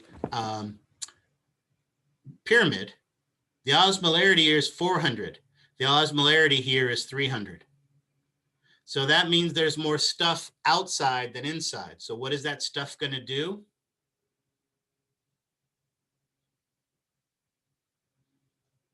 If you have more sodium and chloride outside of the blood vessel than you do have inside the blood vessel, it's going to go in. So absolutely. So what happens are salts enter into this descending limb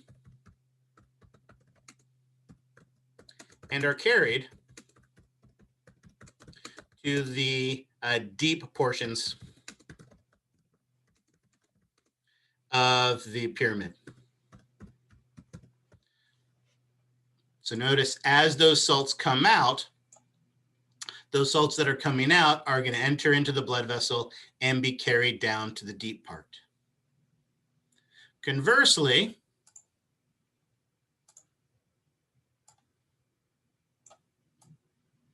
oops, that stays there. Stop it.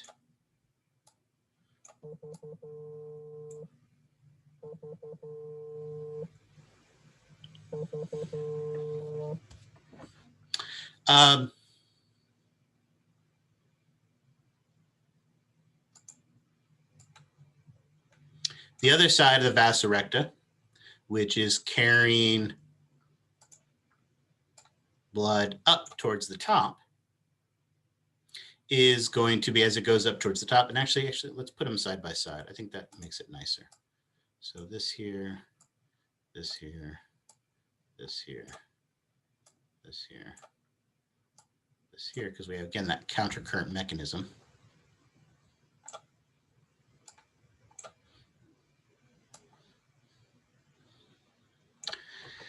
Our blood travels up towards the top, and as it travels up to the top, it goes through areas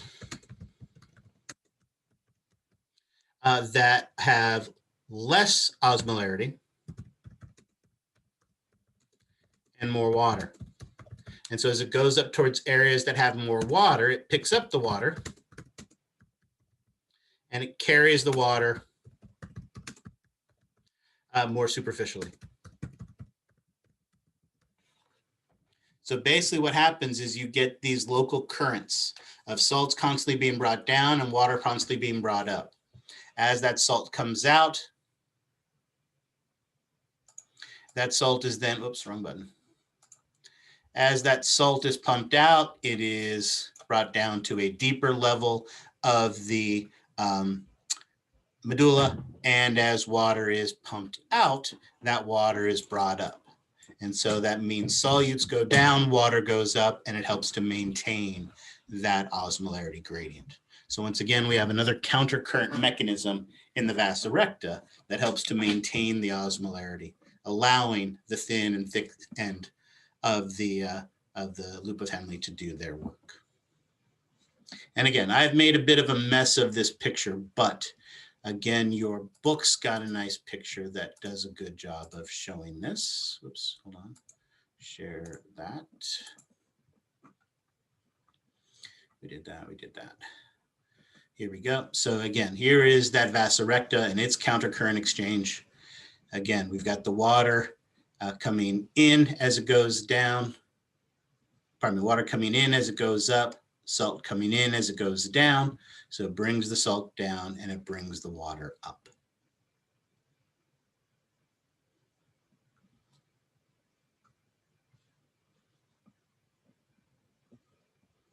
And this is the picture I wanted. No, not this one. Hold on. We'll come back to it. Here they go. Oops, stop it.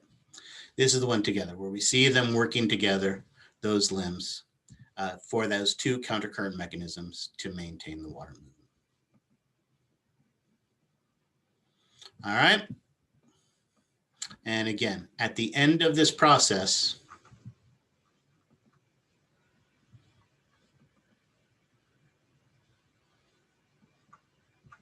let's cheat and come back here. I like this picture. At the end of this process, we have a small volume of a very dilute filtrate.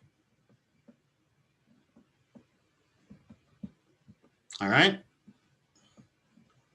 Questions on that? I have a question about the difference between the cortical and the juxtamedullary. So basically, then why are there more cortical ones, like 85%, if this one equalizes it? Well, so again, this plays an important role in helping to regulate the volume and the osmolarity of it. But obviously regulating the volume and the osmolarity is only one of the things we need to do.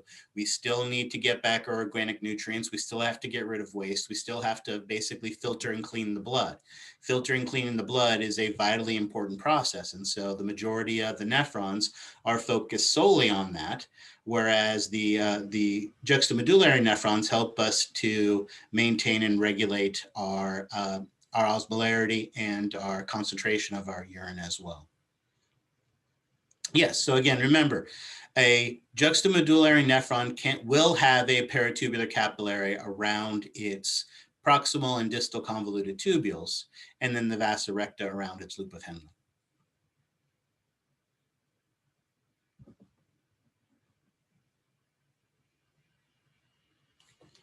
All right, so last point that I want to make on this, and then we can move forward. The reason this is so important, as we talked about, is it helps to decrease the volume, dramatically decrease the volume, and it dilutes the filtrate. Again, it's still not urine yet, but we want to have that dilute volume, that dilute volume of urine that is going to be released. A small amount of dilute urine is what is released if we are well hydrated. And it stays this way because, as it turns out, the distal convoluted tubule and the collecting duct are both impermeable to water.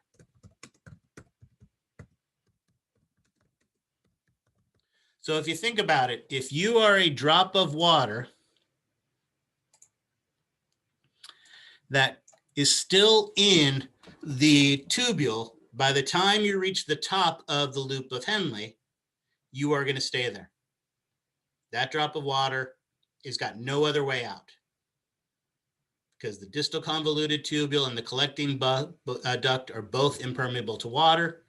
So you're going to stay in it all the way to where it's released from the papillae into the calyces, into our bladder, out of our body. It becomes urine. Except when we really, really need that water to come back. If we really, really need that water to come back, there's got to be a way that we can tell our distal convoluted and our collecting duct, I need you to bring more water back. And absolutely, Eric's hit it on the head. Anti-diuretic hormone. Exactly. That anti-diuretic hormone is what allows us to produce our concentrated urine. And the reason for that is it allows that normally impermeable distal convoluted tubule and collecting duct to express those aquaporins. Remember, we talked about how antidiuretic hormone tells the cells to express that aquaporin, that special channel on their surface that allows them to reabsorb water. Then via osmosis, let's think about this. What did we say the osmolarity of our filtrate when it first reaches the top of the loop of Henle is? 100, you said. Exactly, 100 milliosmoles. Oops. Let's make that a little smaller. It's going to be 100 milliosmoles. If I express aquaporins in my distal convoluted tubule, water is going to move out. And what could potentially the osmolarity of our filtrate become? How concentrated could we make it? Should increase. Increase to what? 300 back. Yeah, 300 milliosmoles. Because we know that in the surrounding environment here, it's 300 milliosmoles. And so notice, just by putting aquaporins in our distal convoluted tubule, we can triple the concentration of our urine. We can go from 100 milliosmoles to 300 milliosmoles. But remember also, this antidiuretic hormone causes aquaporins to be produced in the collecting duct. The collecting duct is not a part of the nephron, but remember the collecting duct does pass through the medullary pyramids, and it does process the filtrate. So as it goes through the medullary pyramid, remember it has a gradient from 300 milliosmoles all the way down to 1200 milliosmoles. So notice, if we open enough aquaporins, by the time that filtrate finally is released by the collecting duct, it could be 12 times as concentrated as it was when it was first produced. This allows us to draw back massive amounts of water. And you would produce a very small volume of very concentrated urine.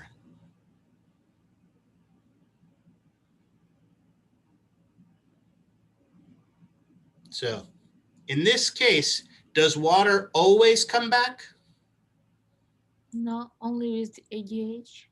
It only comes back when water only comes back if water gets help. And that help is in the form of hormones, antidiuretic hormone.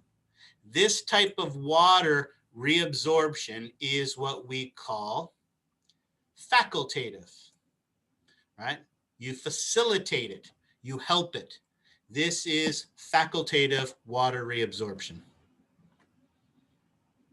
This water reabsorption only occurs with the help of antidiuretic hormone. So it's not obligatory. It doesn't have to occur. It only occurs when it gets help. So this is the other type of water reabsorption that I've been warning you about. So for this, how there should be a trigger, right? Like low blood pressure. Yeah, exactly. That's the kind of things we talked about. A drop in blood pressure, a drop in blood volume, right? Those are the things that causes your antidiuretic hormone to be released from the posterior pituitary. Okay. And that draws back more water, increase in our blood volume, increase in our blood pressure. Because again, that's really the goal. Remember, the goal of this is not to make our urine concentrated. The goal of this is to reabsorb more water, right? To increase our blood volume or blood pressure, because you're not drinking enough water, or you're not eating enough food that has enough water in it, or you've been asleep all night long. So you haven't been drinking. And so your body needs to pull back some of that water, more of that water, and that concentrates your urine.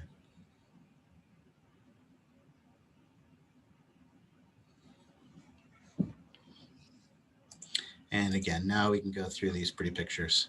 So again, here is that normal process, and here is the difference both without and with antidiuretic hormone.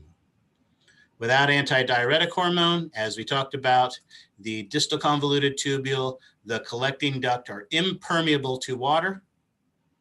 So the osmolarity stays low and we have a large volume of very dilute urine.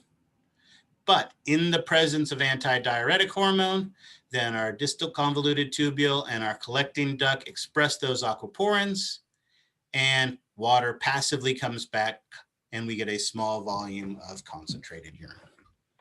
It can be 12 times as concentrated as when we first produced it. And that's why the urine is much darker. Exactly.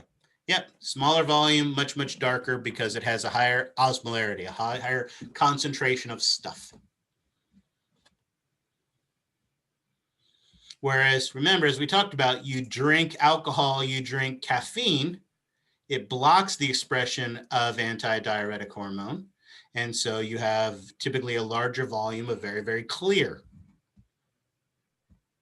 Yeah, and then also why when you drink coffee or you drink alcohol in particular, you have to drink large amounts of water because alcohol is a diuretic, gets rid of water, and a lot of the hangover you have the next day is in part due to dehydration. So if you must drink Jägermeister, have some Gatorade with it as well. All right. Not at the same time, that'd be gross. All right. Questions on that? So is concentration primarily focused on the amount of water? Absolutely. So is it pretty much impossible to have concentrated urine if there's a large amount of water in the urine as well?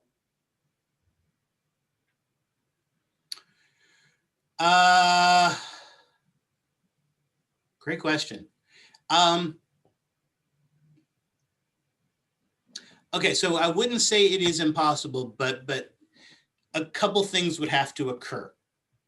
All right, so for instance,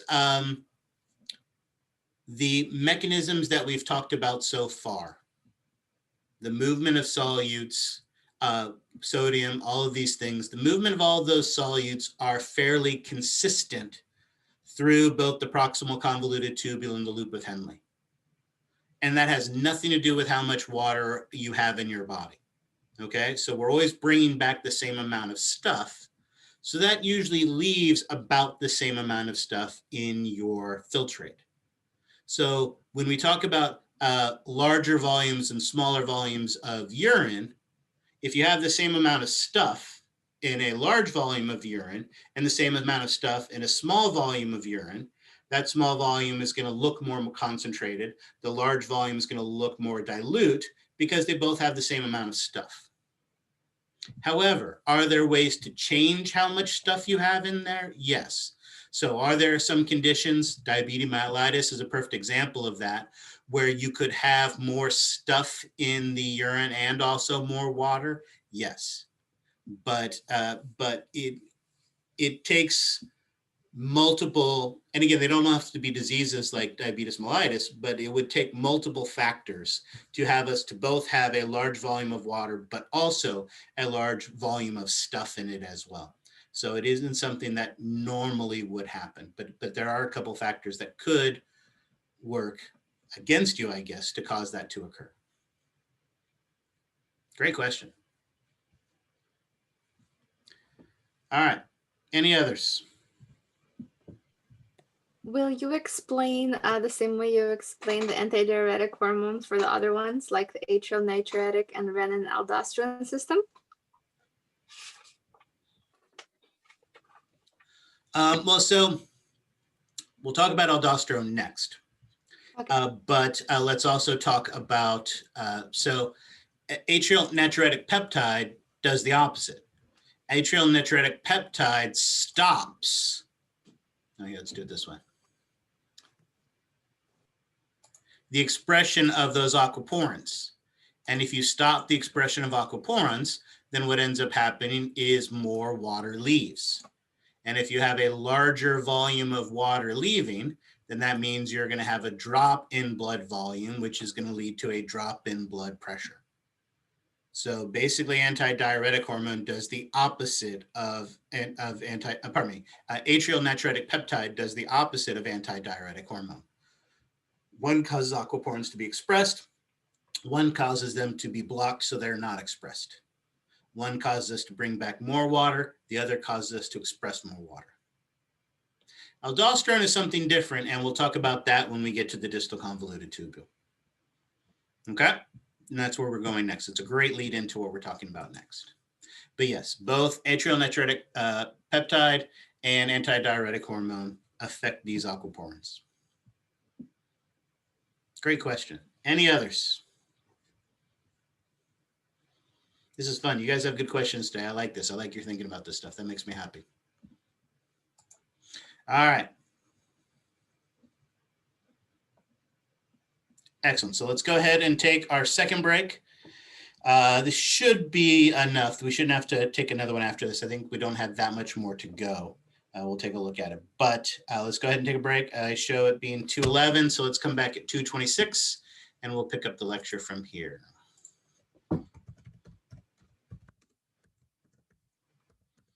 I will restart recording at that point. All right.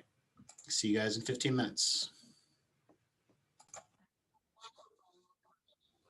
All righty. So we have made it through our proximal convoluted tubule. We've made it through our loop of Henle. We are now into our distal convoluted tubule. Again, as we've talked about, the majority of the processing has taken place. We're down to about 10% of the original solute and about 25% of the water. So remember, this is where we're going to do our fine tuning. And this fine tuning isn't going to be random. This fine tuning is going to be about making our blood appropriate. So our goal is to make the blood appropriate. We get so focused on the urine, we forget what our goal is. Our goal is to make the blood appropriate. Make sure it has the right amount of sodium. Make sure it has the amount of potassium. Make sure it has the amount of calcium, has the right pH, all of those things on it. How do we know if it has all of those things in it? How do we know if our blood has the right amount of sodium or the right amount of potassium or the right amount of pH in it?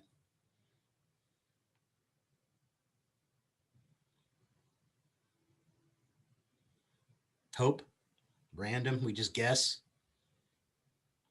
Well, part of it is you have the right idea, osmoreceptors and chemoreceptors, like in the carotid bodies, like in the aortic bodies, absolutely. And as we talked about, those types of chemoreceptors lead to the humoral control of these ionic concentrations. And so this goal, this fine tuning of the blood is going to occur via hormones. Or let's say it this way, the process is driven by hormones. So it is those hormones that our body is releasing, our endocrine gland is releasing, that is telling our distal convoluted tubule what we still need. We need more sodium. We need to get rid of more hydrogen. Whatever it is that needs to be done, we are going to have this hormone-driven reabsorption and secretion. Hormone-driven processes that are going to be controlled and do that fine-tuning. You guys mentioned aldosterone earlier. We were talking about aldosterone and antidiuretic hormone and atrial natriuretic peptide. Well, here in our distal convoluted tubule, the amount of aldosterone determines how much sodium is going to be reabsorbed. The more aldosterone that is being released, the more sodium that's going to be reabsorbed by the kidneys. And if you think way back to the endocrine system, that's what we learned. Aldosterone is a specific type of what class of hormones again?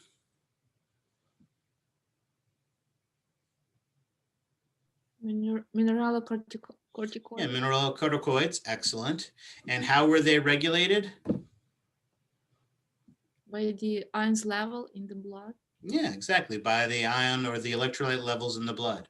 So if sodium levels are too low in the blood, right, our chemoreceptors tell our adrenal cortex. What part of the adrenal cortex again? Zona glomerulosa. There you go. Tells the zona glomerulosa to release more aldosterone, and that aldosterone goes to the kidney, goes to the distal convoluted tubule, and tells the distal convoluted tubule to reabsorb more water, or pardon me, more sodium. And of course, when that sodium comes back, the water is going to follow it. Chloride follows it as well. Also, aldosterone leads to the secretion of potassium as well. Here, your book does a nice job of showing the pathway. I'm not going to hold you responsible for this. But the point is that it has a mechanism. And again, the presentation of these, the activation of these channels is driven by those hormones. Right? Parathyroid hormone tells the distal convoluted tubule to do what?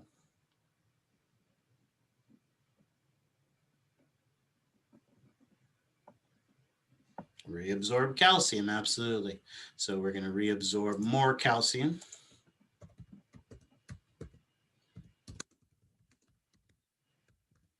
Conversely,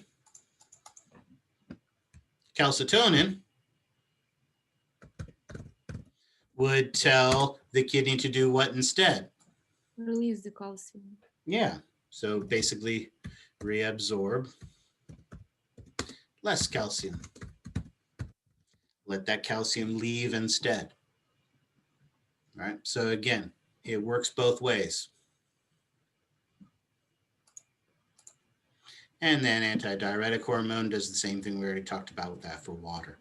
And remember, antidiuretic hormone also affects the collecting duct, which again, not a part of the nephron, but still capable of processing our filtrate. But how it affects the principal cells? I remember you mentioned last lecture. But... Intercalated and principal cells. Yep, there are two different cells in the collecting duct with two different functions, and we're going to talk about those next. Okay. So again, our distal convoluted tubule helps us to regulate our pH, helps us to regulate our ion levels, helps us to regulate our water levels. And again, in our blood, so that whatever's not needed, whatever's excess can be released. But there's also going to be where there's some fine tuning of our secretion as well. Many of our recreational and medicinal drugs are secreted in the distal convoluted tubule. Urea, which we talked about, which keeps sneaking back in, it gets released here in the distal convoluted tubule. So again, it is going to move both ways. We are going to get both reabsorption and secretion here in the distal convoluted tubule, but most of it occurs in the proximal convoluted tubule. And then, as you just mentioned, our collecting ducts, the fluid in our collecting duct is still considered filtrate because it can still be processed. Those principal cells are going to play a role in the reabsorption of sodium and the secretion of potassium. These are also, the principal cells are also the cells that are going to be involved in expressing those aquaporins, allowing us to reabsorb our water. And even though our book doesn't have a picture of it, the intercalated cells play a role in the reabsorption of potassium, and then also the regulation of the pH, play an important role in the reabsorption of bicarbonate as well. Sorry, what did you say principal cells have to do with aquaporins? They're the ones that express it in the presence of antidiuretic hormone. And again, remember, when we express those aquaporins due to the antidiuretic hormone, that's what we call that facultative water reabsorption. Okay. So remember, the facultative water reabsorption occurs in both the distal convoluted tubule and the principal cells of the collecting duct.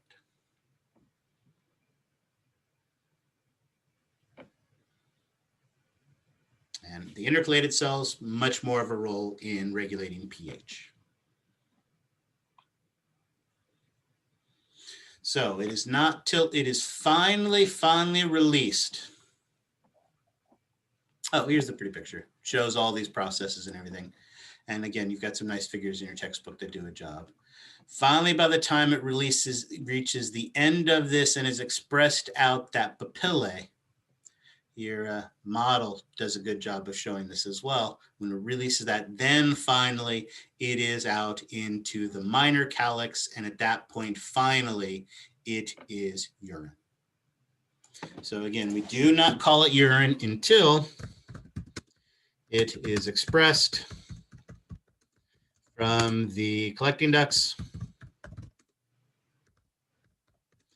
out the papilla of the pyramids into, I don't know what that was, the minor calyces. That's way too huge, so let's make that smaller. At that point, maybe too small, we finally have urine. As we talked about, we produce about 1 to 2 liters of urine during the course of the day.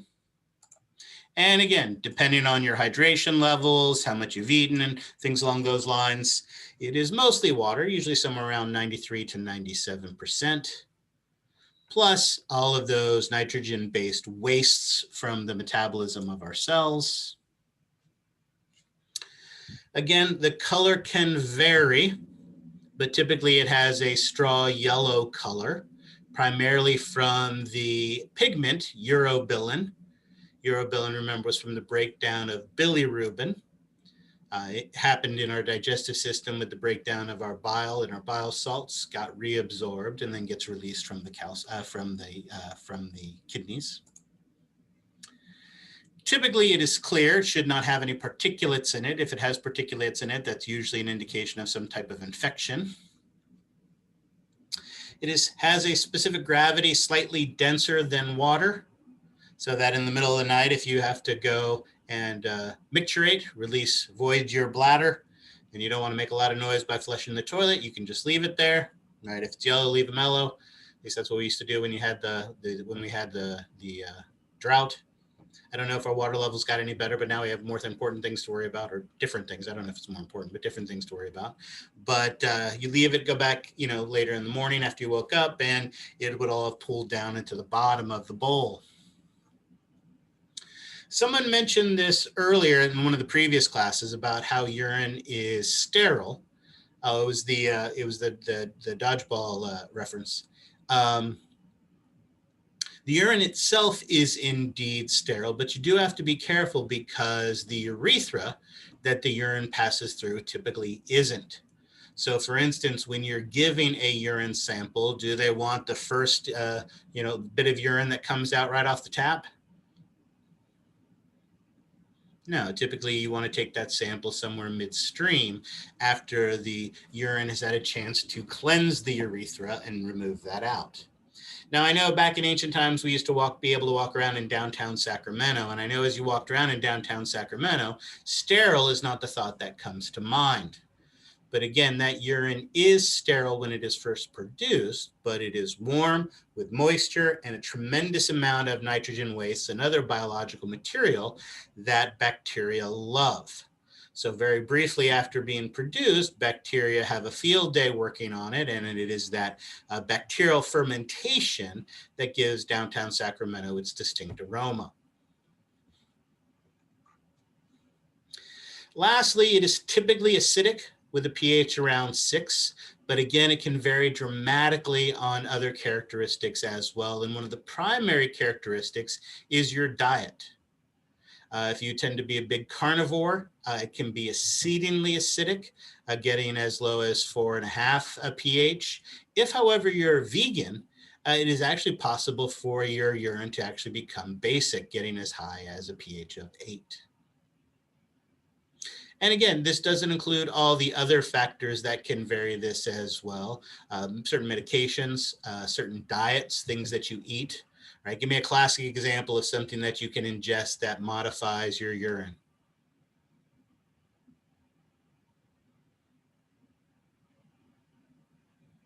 Asparagus, absolutely, right? When you eat asparagus, what does that do to your urine? Yeah, it makes it smell really bad. Absolutely. Exactly. Certain medications can change the color, right? Other factors can influence it and affect it as well. So absolutely. So things like diet, things like medications, things like that can influence and affect it as well. All right. Questions on that?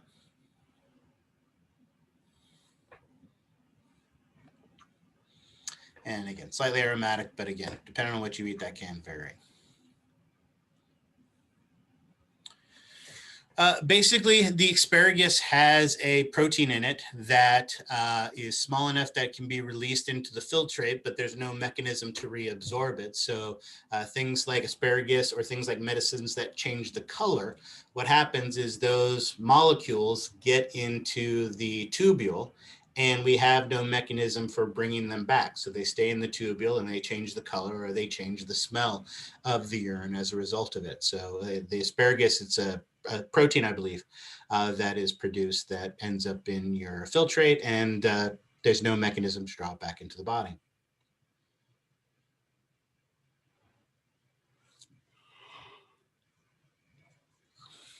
All righty.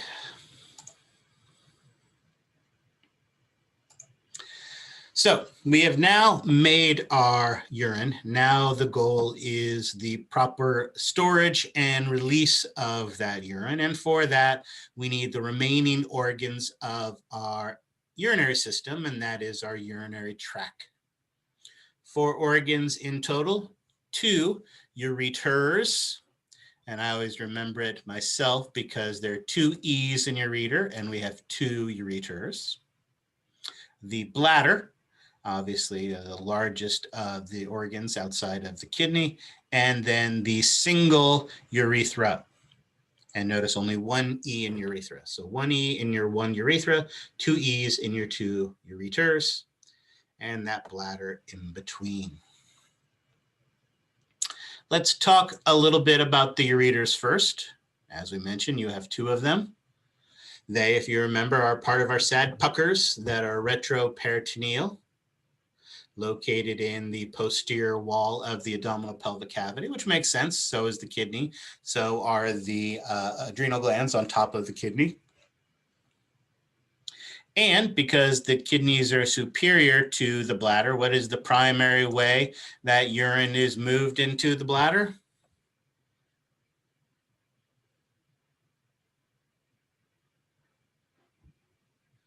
If it is, I feel really, really bad for those 4 astronauts who just got put up to the space station by SpaceX yesterday or a couple days ago, because they're going to have to go 6 months without urinating because there ain't no gravity in space. Exactly. The way that it moves, the primary way we move urine is via peristalsis.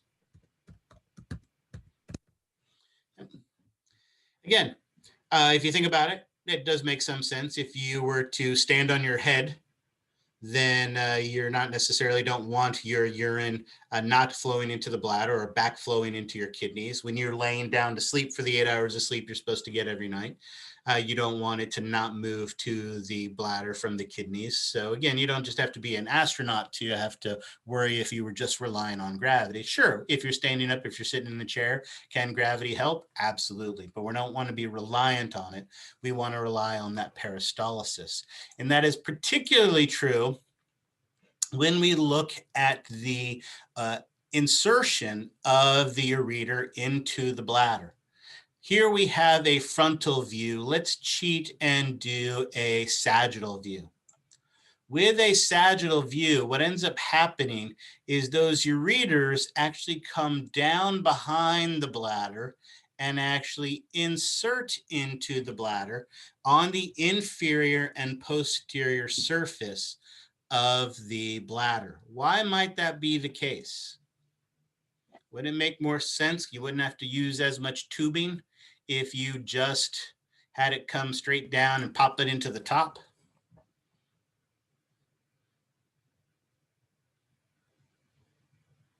Why wouldn't you just want it going into the top? Anybody have any suggestions, any ideas, any thoughts?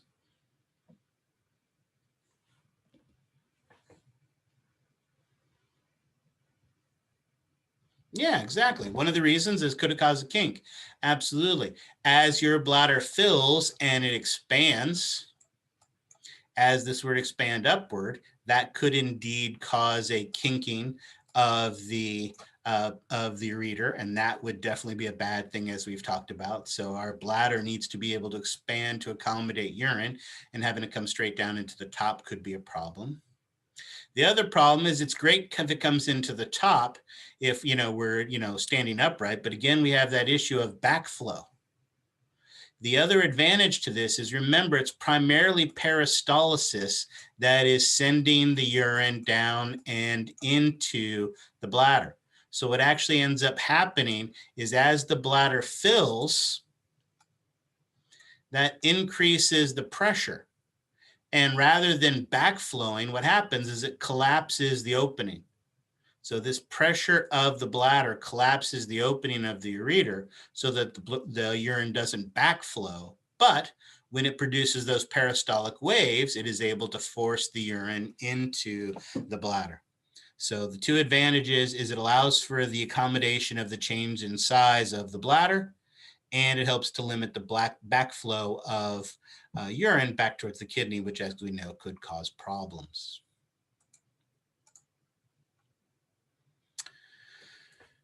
The histology of the ureter and the urethra are very similar, and so it's going to be a little bit tricky to see it. What's the most obvious difference between the ureter and the urethras?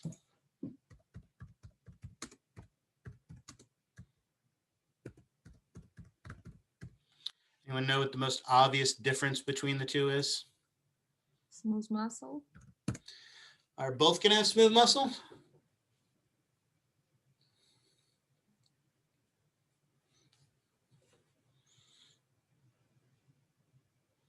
Do you voluntarily contract your urethra to eliminate urine from your body? No, urethra doesn't have skeletal muscle. Nope. But there are more muscles. True. Okay, absolutely. So you've got the right idea. The urethra has a thicker smooth muscle wall.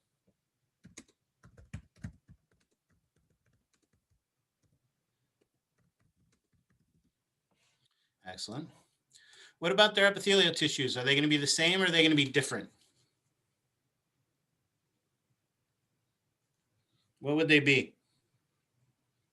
Well, it's kind of half true. So the entire urinary tract, from the minor calyces all the way to the urethra, what type of epithelial tissue is there? Transitional. It is transitional for all of it, except at the very, very tip of the urethra. At the very tip of the urethra, where the urethra opens to the outside world, we need a little protection. So what is that protective epithelial tissue that you're going to find at the distal tip of the urethra, the opening of the urethra? The external os of the urethra will be lined with what? Non-keratinized. Non-keratinized stratified squamous, absolutely. So most parts of the urethra that we would look at in a cross section is going to be transitional, just like the ureter. So they're both going to have transitional. That's going to be the same. So that's not a way that they're different. What do you think the biggest difference between them is? If you were to hold them in your hand, how would you be able to tell them apart? Ureter is more stretchable. No, Levon's got it. Size. The ureters are much, much smaller.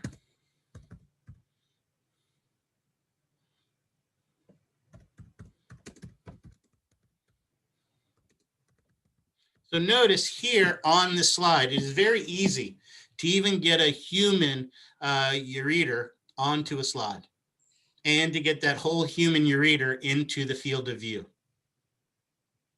We can see the entire lumen of this, And we can still see the cell size, the nuclei of the cells pretty well because it is a very, very small structure. Small structure with a small lamina propria and a small layer of smooth muscle. So it's kind of got this kind of folded inner surface to it, but it's relatively small in its appearance. As we'll see, the ureter is going to be larger. It's going to have more folds because it's going to be more collapsed in on itself. It's going to have a thicker lamina propria with more glands and stuff like that in it. But for the most part, the anatomy is the same, and the easiest way to tell them apart is really the size. We'll see that when we look at a urethra in just a minute. But before we can look at the urethra, we need to talk about the bladder. The bladder in some ways is very similar to the stomach. It is a large collapsible sac with big folds in its mucosa and submucosa, known as rugae, and those rugae allow it to expand. It also has 3 layers of smooth muscle. What were the layers of smooth muscle in the stomach from the lumen towards the outer surface? What's the first one closest to the lumen? Oblique. And then the next one? Circular. And the last one? Longitudinal. Longitudinal. So we have 3 distinct names for the 3 layers. As you look at this picture, can you tell on this artist's illustration what the 3 layers are? No. Not really, because while there are indeed 3 layers, they're not as distinct as the stomach. There are definitely 3 layers, but they're not as distinct. So we don't worry about defining the individual muscles. However, all 3 smooth muscle layers together, we've given a big fancy name. We call it the detrusor muscle.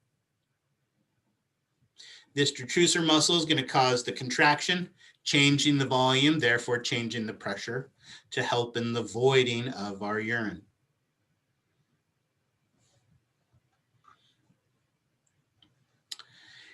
For the most part, the anatomy of the bladder is fairly consistent, with one big exception.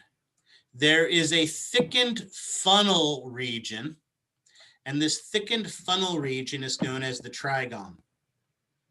The trigone is where the 3 openings to the bladder are located. These 3 openings are the 2 osses for the ureters and the internal os of the urethra. So these 3 openings, 2 for the ureters, 1 for the urethra. In that region between them, there is a thickened mucous membrane to it, more fibrous, giving it a little bit more structure, helping to keep and maintain this collapsible sac and keep it open.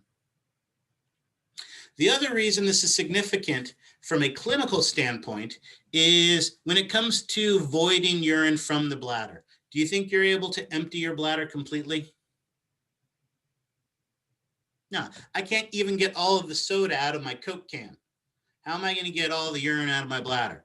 There's always going to be a little bit that is left. And as we mentioned, while it is sterile when it is produced, it is warm, it is moist, and it is filled with nutrients that bacteria just love. So typically the portion of urine that doesn't drain stays in that trigone. And so that trigone location is the most common location where a bladder infection would occur. So basically bacteria feeding on that leftover remaining urine in the trigone region can lead to bladder infections.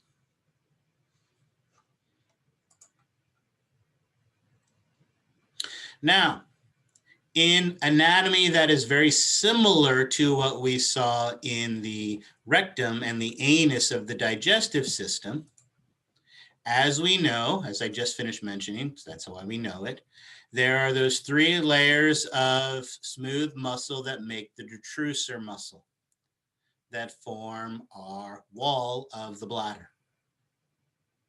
However, at the internal os of the bladder, where that internal opening for the urethra is, that smooth muscle of the detrusor enlarges, forming a big circular valve. And that big circular valve is known as the internal urethral sphincter. And it is comprised of smooth muscle, which sounds exactly like what we saw in the anus. In the anus, we had an enlargement of the circular layer of the rectum, forming a circular valve we called the internal anal sphincter. That was comprised of smooth muscle and was controlled by the parasympathetic nervous system. Same thing here. Our parasympathetic nervous system controls the internal urethral sphincter, which is an enlargement of smooth muscle at the base of the bladder. Now, if we have an internal urethral sphincter made of smooth muscle, guess what else we have?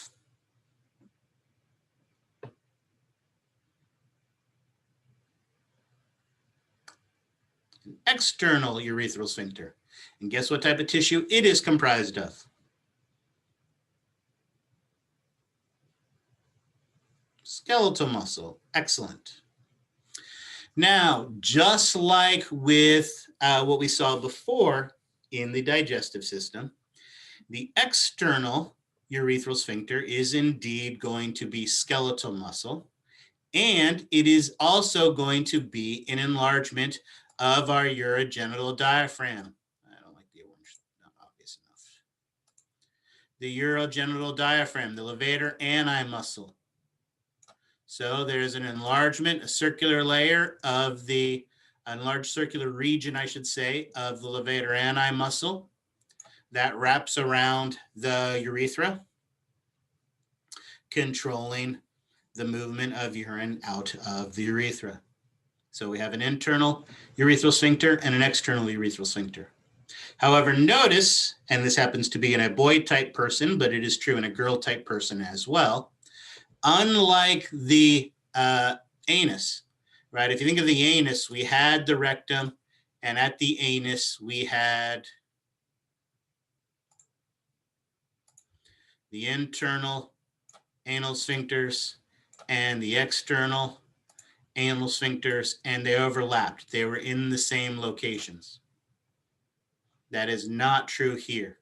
Here we have an internal urethral sphincter that is smooth muscle, an external urethral sphincter that is skeletal muscle, but they don't overlap the same way they do in digestion.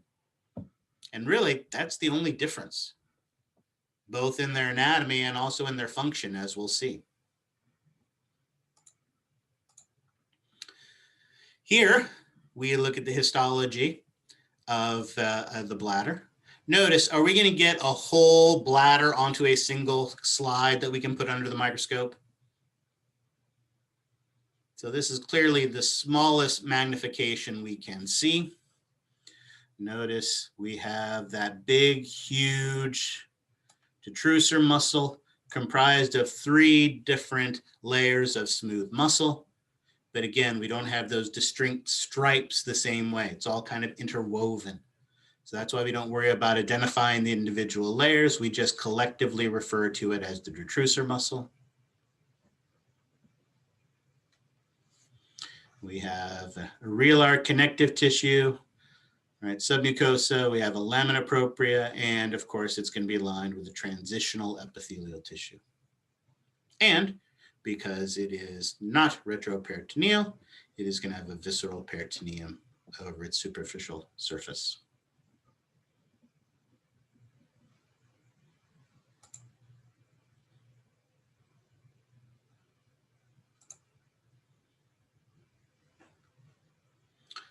Lastly, let's talk about the urethra. Again, like the ureters, it is a muscular tube.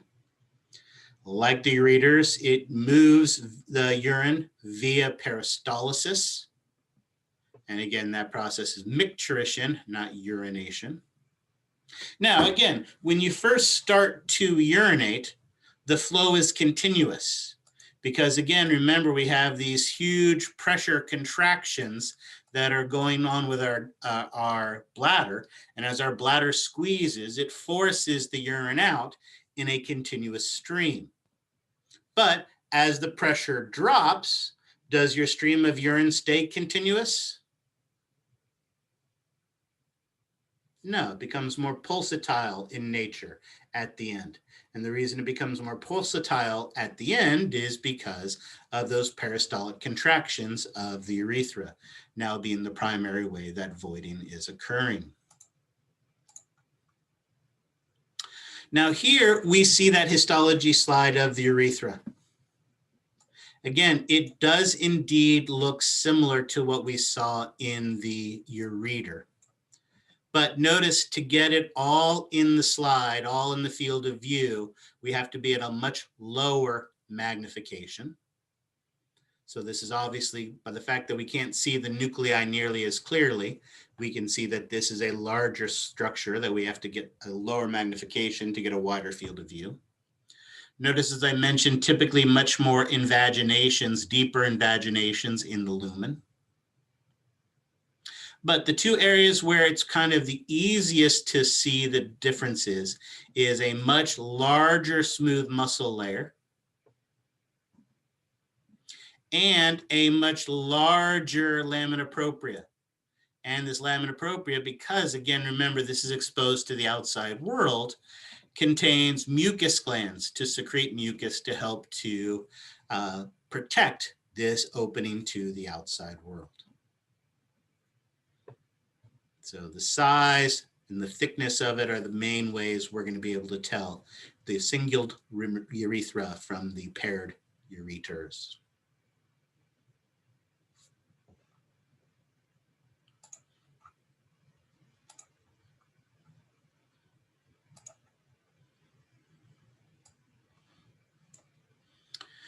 Much larger lamina propria. Again, it has those mucus glands, and it is also very elastic, allowing it to be more accommodating as well.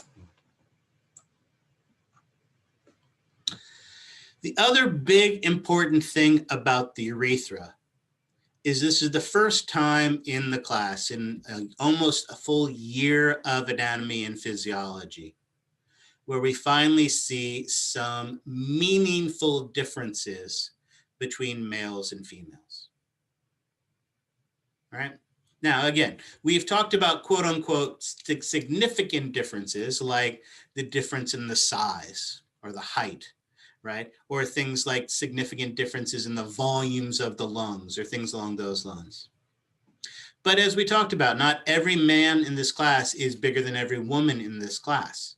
There are variations. And while when we're dealing with the massive number of humans that are on this planet, those numbers may be mathematically significant, they're not meaningful.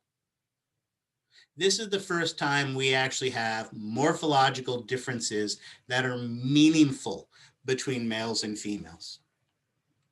The first time we've talked about differences. And again, a perfect great lead into what we're going to talk about next with the reproductive system, because that's the one system where these differences are meaningful and significant.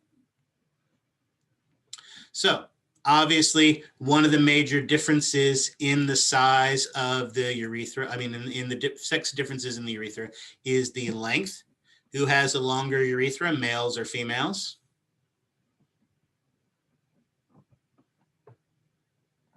Males, excellent, absolutely. In males, the average length of the urethra is about 1 inch. In males, it is 8 inches. Notice I'm talking urethra length. I'm not talking penis length. The urethra length is 8 inches in males. Obviously, and I've kind of given it away, the difference are in their locations. In females, the urethra is anterior to the wall of the vagina. It is a separate orifice and a separate pathway that is separate from the female's reproductive pathway. So the urinary pathways and the reproductive pathways in the females are separate. Whereas in males, they share the pathway, right? The urethra passes through the prostate, through the penis. And so in females, the urethra only carries urine, where in males, the urethra carries both urine and semen. And we can see those differences here when we look at them for the pictures in your textbook. Here we see, oh, and that's what I want to do. We'll do that next. Again, here we see the bladder, no morphological differences there, but here is that small 1-inch urethra passing through the urogenital diaphragm and expressing out its own opening. This short distance is one of the reasons why females tend to be more prone to urinary tract infections than males, because it's much easier. The bacteria has to travel a much shorter distance to get to the bladder than it does in males. But notice, importantly, again, we have our internal urethral sphincter, which is going to be that enlargement of the smooth muscle at the base of the bladder, smooth muscle, and our external urethral sphincter, which is going to be that skeletal muscle, part of the urogenital diaphragm. And they are separate from each other. They don't overlap the same way that they do in the digestive system. Conversely, in males, here we see this nice kind of longitudinal view. And again, let's do those same two things that we just talked about. The internal urethral sphincter is going to be the enlargement of the detrusor muscle around the internal os or orifice of the urethra. Whereas again, the external urethral sphincter is going to be in that urogenital diaphragm, an enlargement of that skeletal muscle. However, as we talked about, the urethra here in the male passes through many of the reproductive structures as well. And as such, we give the urethra different regions. There are 3 regions of the urethra based on the structures that they pass through. The first region of the urethra that it passes through is the prosthetic urethra. And guess what the prosthetic urethra passes through? Prostate, see how easy that is. The second region is the membranous urethra. The membranous urethra is the part that passes through the urogenital diaphragm, passes through the levator ani muscle. And then lastly, the third part is the part that passes through the penis. So it is known as the penile urethra, or also known as the spongy urethra. So in the male, 3 different regions of the urethra based on the structures they pass through. Female's urethra is so small, they haven't bothered naming its parts. All right. What was the first one? Prosthetic urethra. So again, we have prosthetic urethra that goes to the prostate, membranous urethra that goes through the urogenital diaphragm, and spongy or penile urethra that passes through the penis. We also see this pretty nicely in a sagittal view. Notice again, we see a good relationship here with the reproductive organs as well. But again, notice we have the portion of the urethra that goes through the prostate. The prostate is this large donut-shaped gland at the base of the bladder that surrounds the urethra. Right? It's almost impossible to watch a football game these days without hearing about prostate enlargement, because as that prostate enlarges, it irritates the prosthetic urethra, giving the man the sensation that he needs to void, restricting urine flow, and all sorts of other horrible problems that happen because of that. And as we know, everybody cares about men's reproductive organs and nobody cares about females. So if males have problems going to the bathroom, it is super important, and we have to make sure that they are taken care of. Excellent. The membranous urethra, again, passes through that urogenital diaphragm, through the levator ani muscle, and then the penile urethra passes through the penis. Again, internal urethral sphincter would be up here at the base of the bladder. And then the external would be out here. I think I have a sagittal view of females as well. There we go. And this does a nice job of, again, showing the separate pathways for the urinary system and the reproductive systems. So again, here we see the vaginal canal leading into the cervix and of the uterus, where you grow the basketball. And then here is that bladder with the urethra, again, passing through the urogenital diaphragm out into the vestibule. And again, their own separate openings. All right, questions on that?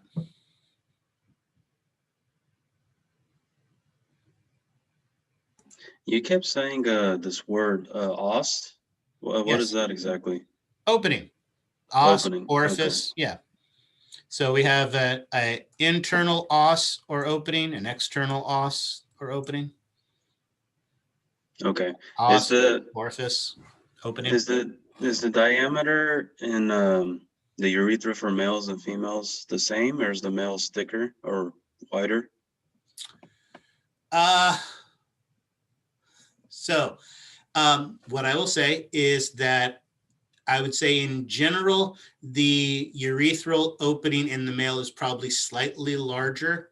But the other thing that I will remind you is that it is elastic and has tremendous ability to be able to expand.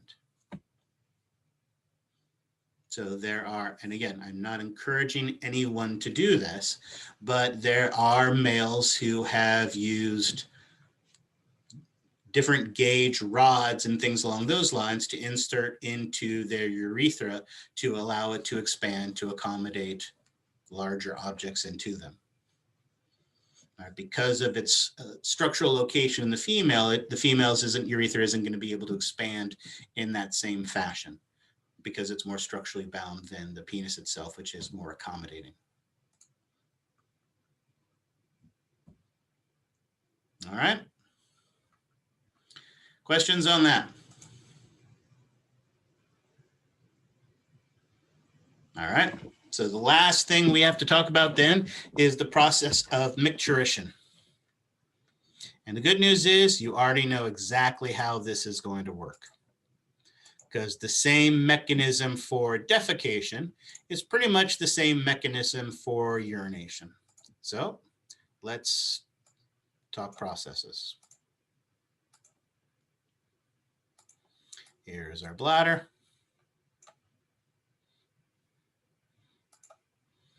Here's our urethra.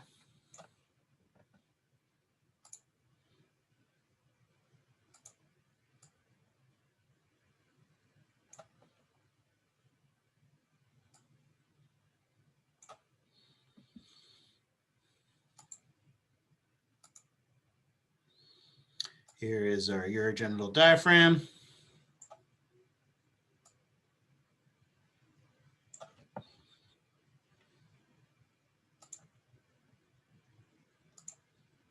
And here is our detrusor muscle and those internal urethral sphincters. So let's cheat and do this.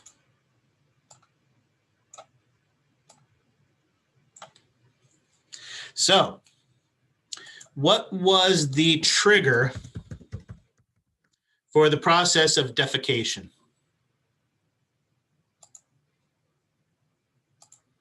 Anyone remember? Stretch receptors. Stretch receptors. Absolutely. What happens in our bladder is our bladder fills and expands. And when it fills and expands, it triggers those stretch receptors. And then those stretch receptors are going to initiate both a short reflex and they're going to initiate a long reflex.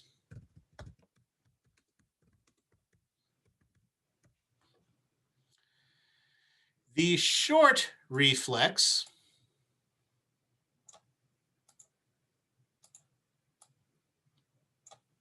is going to involve two things. Contraction of the bladder. And as the bladder starts to contract, obviously that is going to increase or decrease the volume and increases pressure. And the second thing that it is going to do is it is going to relax the internal urethral sphincter. This will allow urine to enter into the urethra. And do we have sense receptors in there? Absolutely, and that's when you start doing the PP dance. This is when you get the sensation that you need to void. However, do you instantly void instantly when you feel that need? No. No, and that's because of the long reflex. That long reflex, of course, involves our parasympathetic nervous system.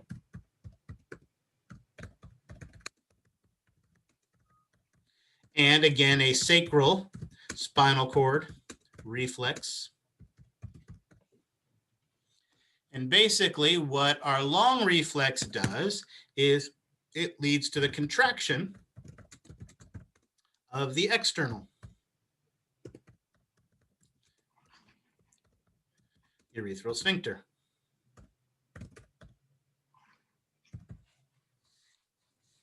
So we feel the sensation, we need to void, we start doing the PP dance, but urine is not voided.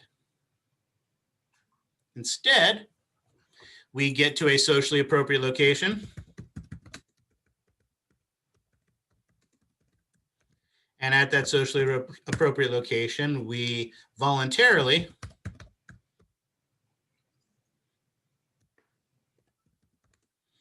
relax the external urethral sphincter, and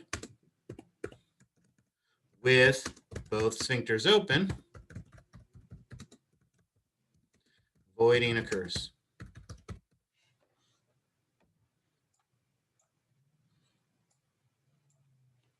And again, very, very similar to what we saw in digestion. There's one other thing that we share with digestion as well. What happens if, when you feel that need to void, you're in your car and you just passed the sign that said 30 miles to the next rest stop? Habituation. Yeah, exactly. So once again, can habituate. And that sensation could go away. The contractions can stop. The internal urethral sphincter will contract again. And if that happens, when you get those 30 miles and you finally get out, what happens? You have problems urinating. Or maybe instead, you have a shy bladder. All right? Again, the Raiders have now moved on to Vegas, bigger and better things for them, leaving all of their poor fans behind. And quite frankly, they haven't cared about their fans for the past couple of years anyway. But I don't know if any of you had ever gone to a Raiders game at good old Mount Davis. And I don't know about what it's like for the females in the female bathrooms, but in the male restrooms, basically the urinals were a big, huge trough. Basically, it was a big, like horse trough, where basically you all had to stand there together and urinate standing around this trough. And there are plenty of people, right, that have a little bit of a shy bladder. Where does that shy bladder come from? It comes from stress. Your sympathetic nervous system, and your sympathetic nervous system suppresses your parasympathetic, and you can't voluntarily relax that external urethral sphincter. All right. So what I would say is that it doesn't necessarily hurt, although again, it does increase the pressure. The more that the more the bladder fills, the more powerful the contractions. And so the more painful it can be to try to withhold it. Absolutely. It can habituate. And again, just like we saw in digestion, is it possible that the pressure can become too great and force the urine out? Yeah, absolutely. Right. True. One risk of holding it for too long is that, again, you're keeping that warm, moist, organic substance inside your body, where bacteria can increase a urinary tract infection. That can be an issue. The other issue that you can have is in this habituation. Luckily, none of you should have to deal with this, but even as much as 10 years ago, nurses in particular were having major problems with this because they were working 8, 10, 12-hour shifts. And typically, especially if you're working in some place like the ICU or like in the emergency room, you're not getting a break. You're constantly running that full 10, 12 hours. And so the problem was nurses weren't encouraged to take their breaks, were encouraged to not take their breaks and continue to work to deal with all of the mass and issues with that. And so urinary tract infections became a problem and habituation became a problem. What happens is if you hold your urine long enough for a long enough period of time, that habituation can actually become permanent. And there's several instances of nurses who have actually lost the ability to voluntarily, or with COVID, absolutely, lost the ability to voluntarily void their urine. Instead, now they have to catheterize themselves to be able to void their urine on a regular basis because they've basically habituated their reflex so much that the reflex has gone away.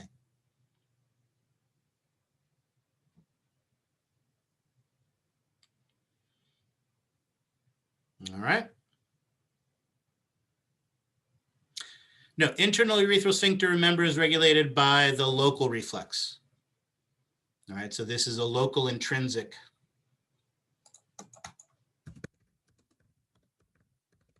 Reflex, whereas it is the external that is controlled by the parasympathetic.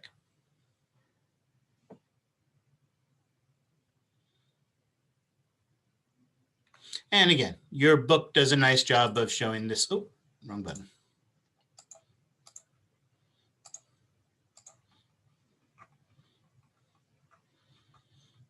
So I thought I had a picture. Okay, it does have a picture. Apparently I don't have it, but again, we did that as well. And with that, we're done with everything you need to know for the urinary system.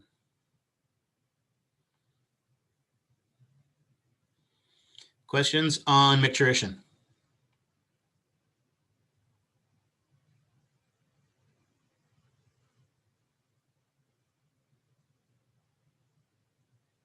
Yep, I can do that.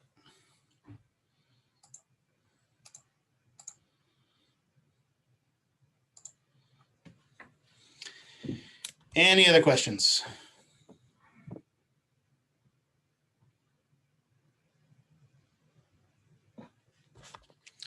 All right, let's do this.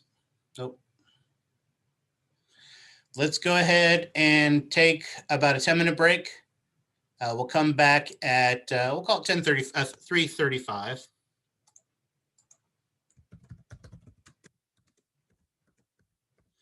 And that'll give us about an hour for any question and answer reviews.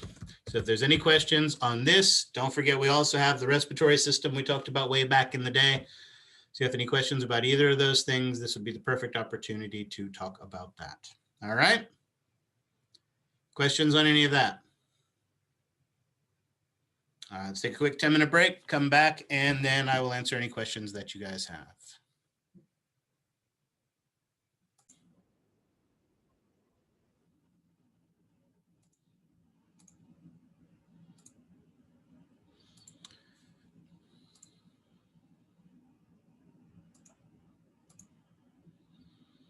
All righty. At this point, like I said, I have covered all of the material that I think is important. So now it is your opportunity to ask me questions about what you think is important so that I can help you to be successful in this exam. So what can I help you to be successful in 2 days from today? Can I start on asking questions about the respiratory system? Absolutely. That's the point of this. Okay.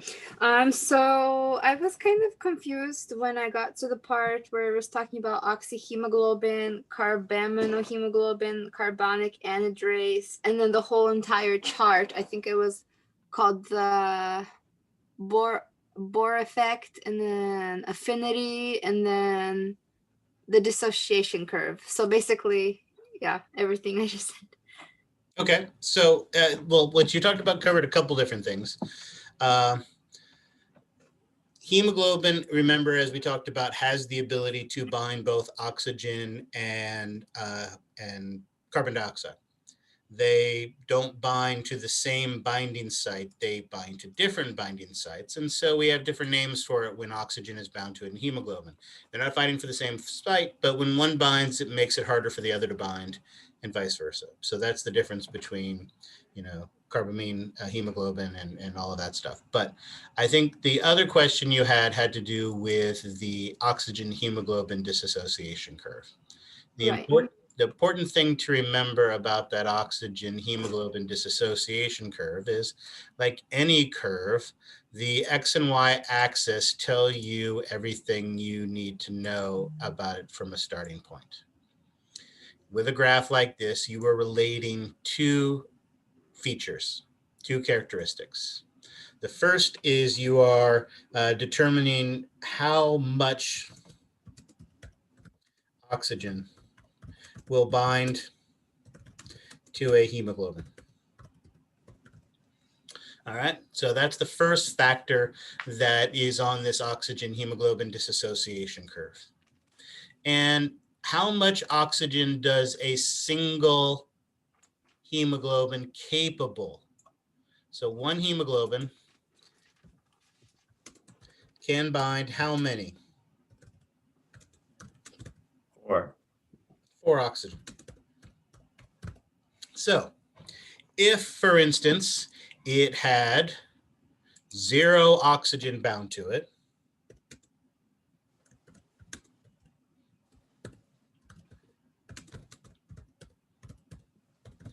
then what percentage of that hemoglobin would be filled? 0. 0%. Again, not a trick question. So this would be 0%. If conversely,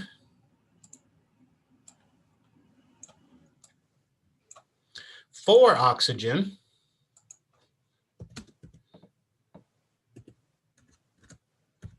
were bound to the hemoglobin, then what percentage would you say was bound then? 100. 100%. And so at 50%, how many would be bound? Exactly. 50%. 2 would be bound, 25%, 1 would be bound, and obviously at 75%, 3 would be bound. So basically, all this is from a starting point is just a measurement of how much oxygen is bound to a hemoglobin. Now, if we were just talking about one hemoglobin, then you would basically just have these 5 options: 100, 75, 50, 25, or 0. However, we don't talk about just one hemoglobin. We're talking about, for instance, like in a drop of blood. And in a single drop of blood, how much hemoglobin is there?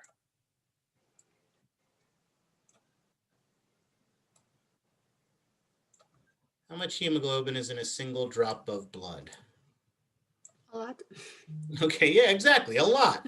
Absolutely. A single red blood cell has somewhere around 250 million hemoglobin inside of it. A single drop of blood has somewhere like 5 million red blood cells in it. So it's a ton. So when I talk about a drop of blood being at 75%, then that means pretty much all of the hemoglobin have about 3 oxygen bound to it. But could there some that have 4? Can some that have 2? Yeah, it's going to be an average, right? If we were at 60%, then that would mean a bunch of them would have 3 and a few of them would have 2 and somewhere in between. So we can get plots, we can get spots all along this plot. Now, on the x-axis then, what we need is we need to know what the primary factor that affects the binding of oxygen to hemoglobin is. And that primary factor is the amount of available oxygen. So the primary factor that determines how much oxygen binds to a hemoglobin is the amount of oxygen available in the blood.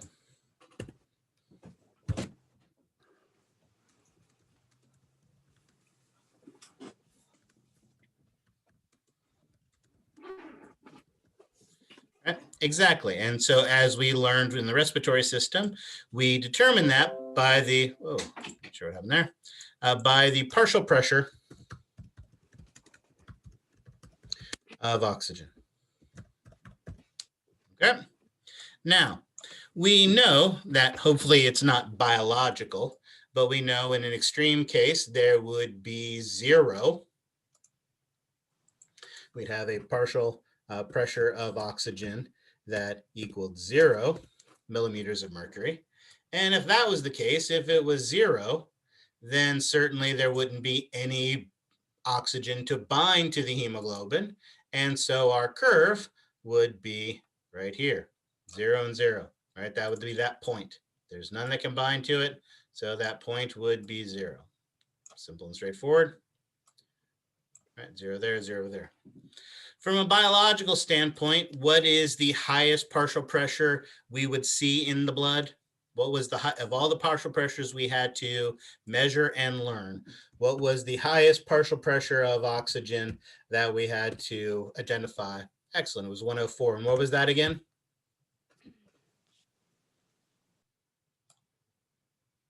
In the pulmonary capillaries? In the pulmonary capillaries, excellent.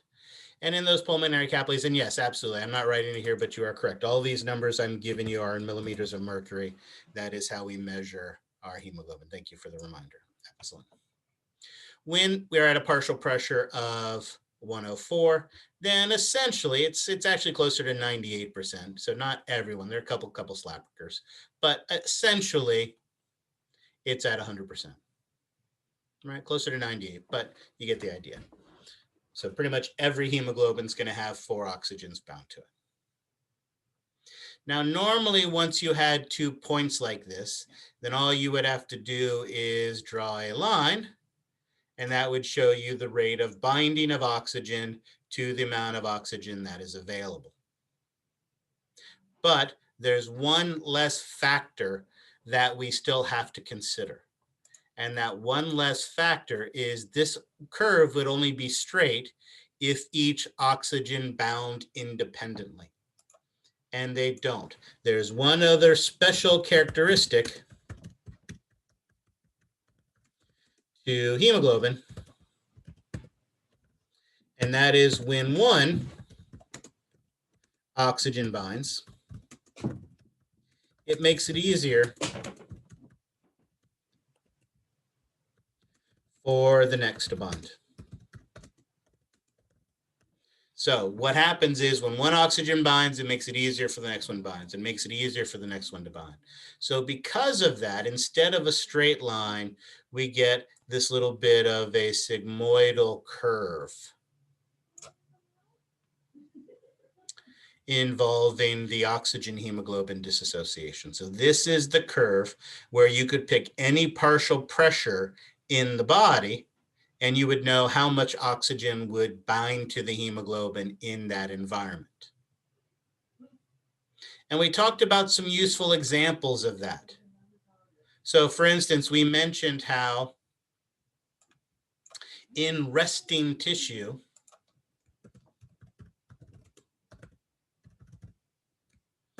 the partial pressure of oxygen is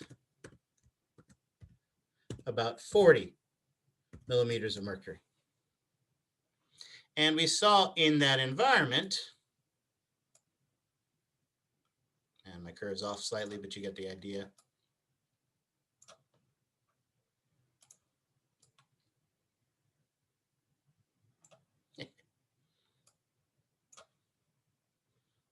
Guess I have to cheat and come back here. There we go. It's about 75%. So when our oxygen-rich blood gets to the resting tissue, in that environment with a partial pressure of 40, it basically gives off 1 oxygen. However, we also mentioned how, for instance, in tissue that was very active, that might have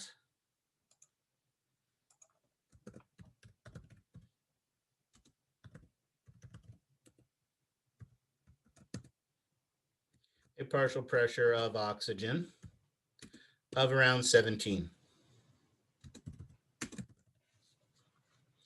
And when our blood gets to that environment, how much oxygen does our hemoglobin give off then?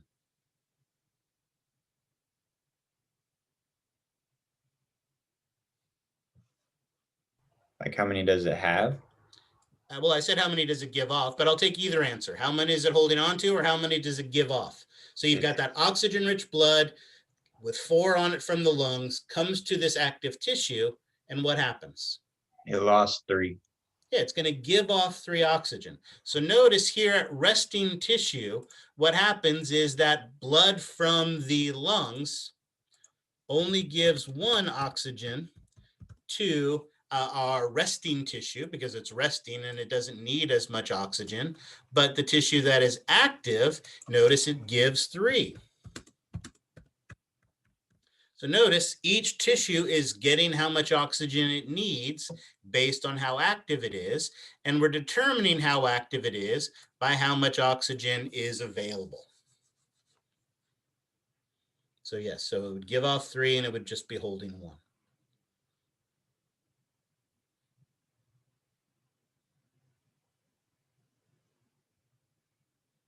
All right. Questions on that? Yeah, if it got to an environment where the partial pressure of oxygen was 0, then it would give off all 4. But should there be a part in your body that has a partial pressure of 0? Hopefully not. But if you did, then technically, yes, it would release all 4. You've probably got other problems going on at that point, but yes, technically it would. So is it better for less oxygen to be released?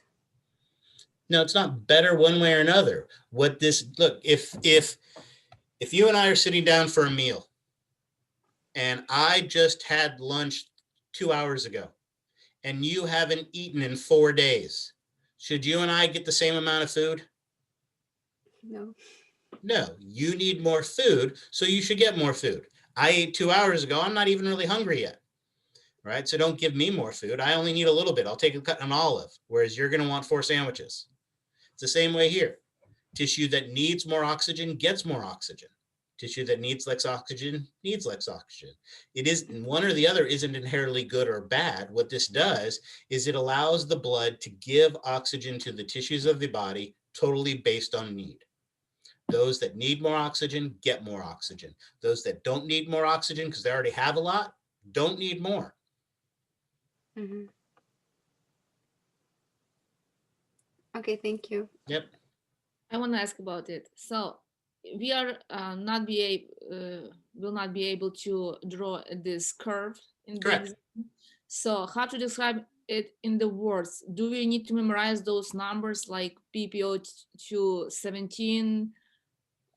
So how many oxygen give off, how many holds, or how it's gonna work? Well, so let's think about this. Because you already have some other numbers you have to know. Is this one of the partial pressures of oxygen that you already have to know? Yes. Is this one of the partial pressures that you already have to know? Yes. Yeah, so those are ones that you have to know anyway. So then having to learn one more using this as an example, I don't think is a bad thing. If you just said that when it was more active, it would have less partial pressure and so it would give more oxygen, that would be fine. So I don't know if that one necessarily has to be memorized, but these 2 are pressures you already know.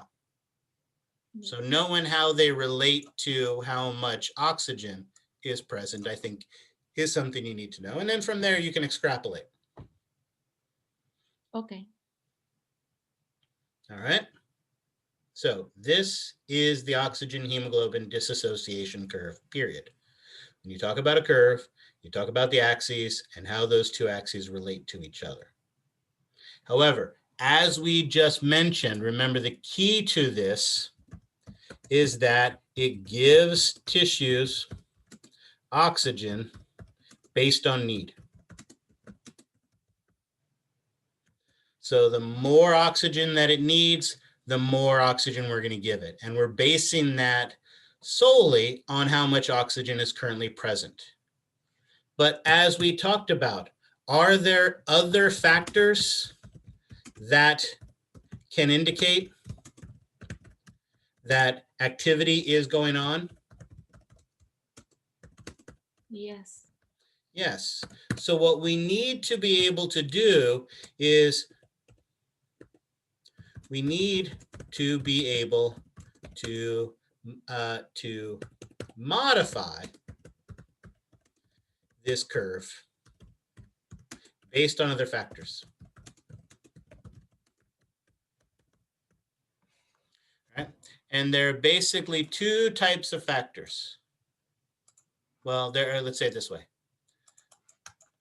There are factors that indicate activity, increased activity. And there are, let's do this way.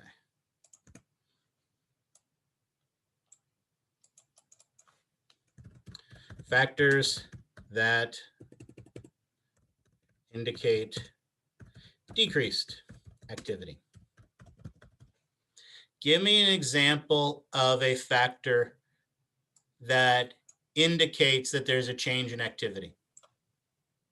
Levels of CO2. Excellent. So obviously one is CO2 levels. If there was more activity, what would you expect in CO2? It's gonna be high. Increased CO2. And if it was decreased activity, what would you expect? Lower CO2. Decreased CO2. Excellent. Give me another one. Waste. Metabolic wastes. Like BPG. With more metabolic activity, what would you expect to the amount of metabolic waste that were present? Increase. All right, more waste. And then clearly, if there was less activity, less waste. Give me another factor. pH. Say again? I didn't hear what you said. pH. pH.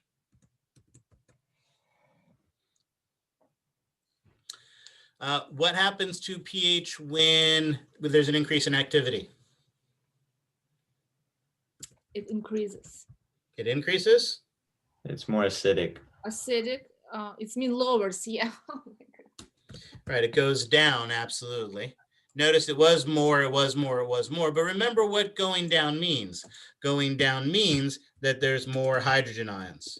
So we have more hydrogen ions means more activity. Whereas here the pH goes up. But again, that indicates that there's less hydrogen ions. And I can think of one more factor. Temperature. Yeah. So if there is more activity, what's going to happen to temperature? Increases. Excellent. And so then therefore, if there's less activity, temperature decreases. Excellent. So here's then the ultimate question. If any of these things happen, if there's an increase in carbon dioxide, if there's more waste, if the temperature goes up, what do we want to do in those situations? Do we want to give more oxygen or do we want to give less oxygen? Give more oxygen. So the curve will shift to the right, right? Well, so hold on. So be careful. So what's going to happen is we want to give more oxygen. And when we give more oxygen, what happens is the curve shifts down, right? The curve shifts down. So at every single one of these points, we want to give off more oxygen. But when you put that all together, you are correct. What happens is it looks like the curve shifts to the right. So you are correct. When you look at it, it looks like it shifts to the right, but really it's because it's shifted down. Conversely, when it's less active, we want to give less oxygen. That is going to shift the curve up, but it looks like it shifts to the left. So there you go. So we did both the oxygen hemoglobin dissociation curve, and then we also talked about how we can modify it, how we can shift that curve up or down, or shift that curve left or right, and why we would want to do it, and what the indicators of that would be. Okay? Questions on that? Is affinity related to this? I'm not sure what you mean by affinity. Okay. Affinity means how likely it is to bind to it. So when we talk about this percentage over here, how much oxygen is bound, this is the affinity. Affinity is how strongly it binds, how much wants to bind to it. So yeah, that's what we're talking about, how much oxygen wants to bind to the hemoglobin.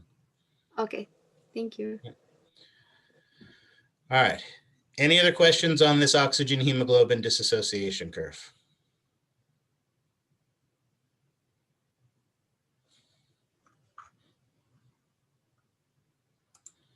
All right, now it looks like someone wrote out a question while we were doing this. Let me read this real fast.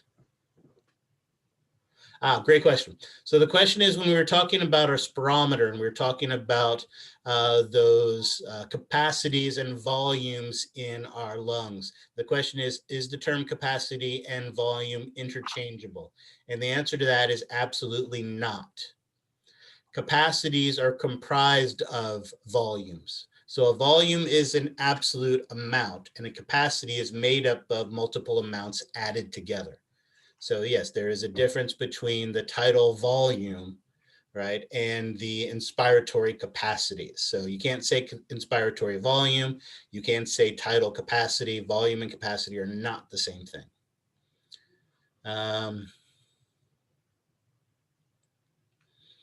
When we breathe in, yes, so again, remember when we take that inhalation, we are mixing the tidal volume with our functional reserve capacity. So remember, the partial pressures of oxygen in the alveoli and carbon dioxide in the alveoli are not the same that they are out here in the air, because we're mixing those together. So yeah, so you're adding the tidal volume to the functional reserve volume. That is correct. No, tidal volume to the functional reserve capacity. So not the volume, functional reserve capacity. So yes, no, the terms capacity and volume are not interchangeable terms. Volumes are volumes and capacities are capacities. Dylan, did you have a question?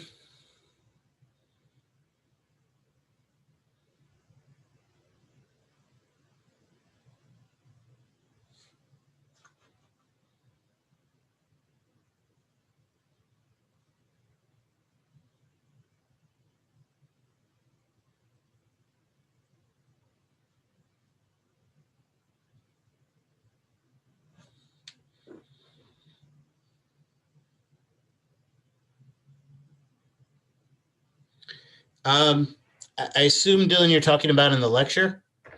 So when I mean legs, I mean your physical legs. So the point I was trying to make is, typically if you are sitting in a chair listening to my lecture, you are not walking, you're not standing, you're not using the muscles of your legs. So the muscles of your legs are at rest. Whereas if you're furiously taking notes, which you should be doing, but if you're furiously taking notes, then the hand that you're using to take notes, I would say, is very, very active. So the hand taking the notes is very active while your legs aren't doing anything. So what I meant is that I meant literally your legs. When you're sitting down and resting, then when you're sitting down, your legs aren't typically actively moving. Unless you've had a lot of caffeine, you got that Jimmy leg thing going. Your legs are typically in a state of rest when you're sitting down.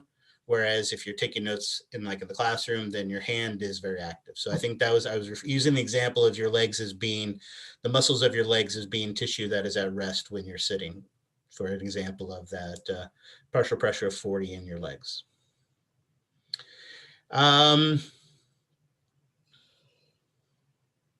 It's always best to say erythrocytes instead of red blood cells. Obviously, we're not focused on the cardiovascular system right now, so I honestly don't know if I would mark you wrong or not for it, but it's always best to use the appropriate anatomical terms.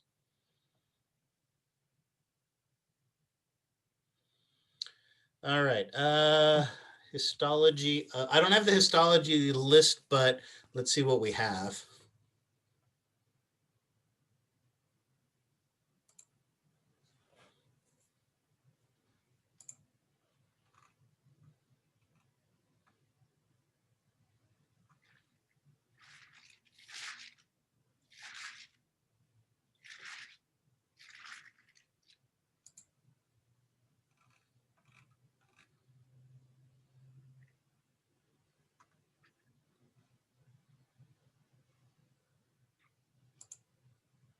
All right, I haven't bothered to look at these myself, but we can see what's there's here, see if anything's any good. Actually, hold on, let's go back.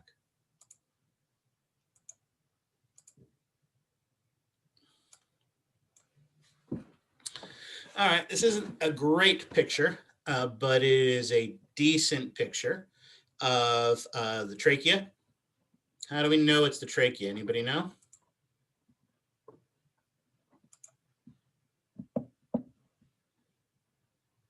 Like I said, I wouldn't use this picture on an exam, but as we're sitting here talking about it, how do you know this is the trachea?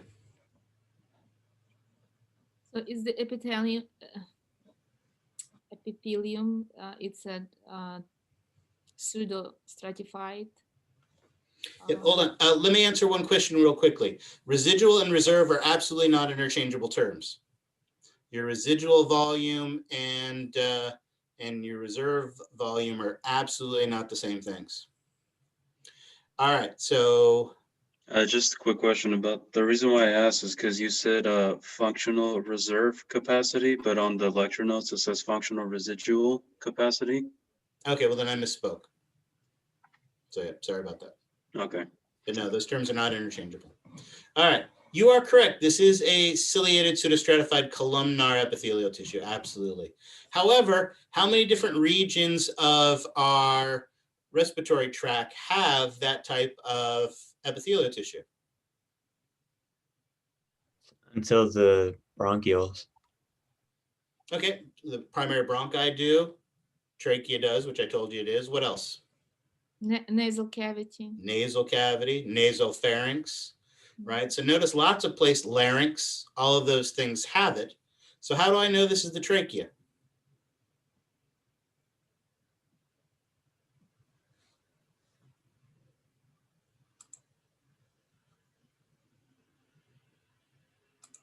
What's this?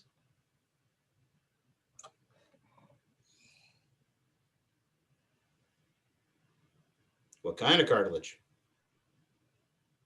Hyaline cartilage, excellent. In fact, a ring of hyaline cartilage. That ring of hyaline cartilage tells me that that is one of those C-shaped rings of the trachea that we have here. Now, again, it's not the best view of it, but seeing that hyaline cartilage is a dead giveaway that we are looking at this. This big, huge mucus gland doesn't hurt either, but really it's the hyaline cartilage that is the dead giveaway that we are looking at the trachea, and ton of goblet cells that we have here. So lots of great stuff that we can see on this here to see that. And what would this plane of section of the trachea be? Is it a cross section or is it a longitudinal section? Longitudinal. Longitudinal, excellent, perfect. Right. Hopefully we'll see a different view, but like I said, I don't know. I haven't looked at this. So that's why it's hard to see the cartilage. there. True, yeah, you're seeing, yeah, exactly. You've cut through the rings. And so, whereas if you were looking at it from the top, you'd see it from the C shape, Yeah. right? But we've cut it longitudinally, so you're going to see the individual pieces.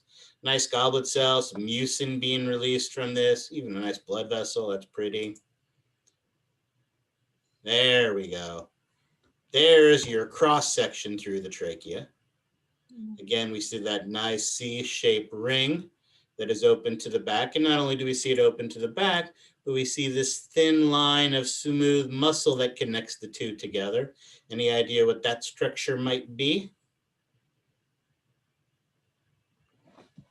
If only I had the histology list in front of me so I could figure out what it is that I'm responsible for.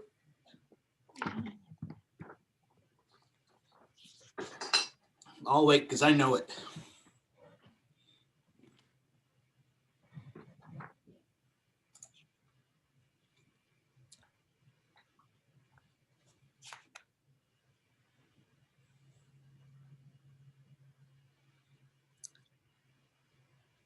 It's a trachealis muscle. There you go. Excellent. At least one person will get it right on the exam. Always a plus. Again, it's a pretty low magnification, but we can still see there are a ton of mucus glands in that lamina propria in the urinary connective tissue, or ciliated pseudostratified on top. And can I tell from this magnification that this is a ciliated pseudostratified columnar epithelial tissue? No, it's hard to say. No, it's impossible to see, but I see that C-shaped cartilage ring, and I know there's only one part of the body that has that, the trachea. And so if this is the trachea, what epithelial tissue must that be? Pseudo-stratified, ciliated column. There you go. Exactly. So sometimes you don't even have to see it to know. Once you know what organ you're in, then you're going to know what it is that you're looking for. Excellent. This is a large bronchi. By the looks of it, a primary bronchi. We can tell that this is a primary bronchi primarily by looking at the epithelial tissue. It's not quite simple columnar yet. Again, it's a low magnification, so we can't tell with 100% certainty, but to me, it looks pretty much like this is not just simple columnar. So this is going to be a ciliated pseudostratified in this big, huge, large bronchi. So that is a big, huge bronchi. Based on what we can see, probably a primary. And then notice also we can actually see some of the hyaline cartilage rings that would fall around it as well. Some big blood vessels, an artery, another nice artery, things along those lines, more of that cartilage that is wrapping around it. But I'm assuming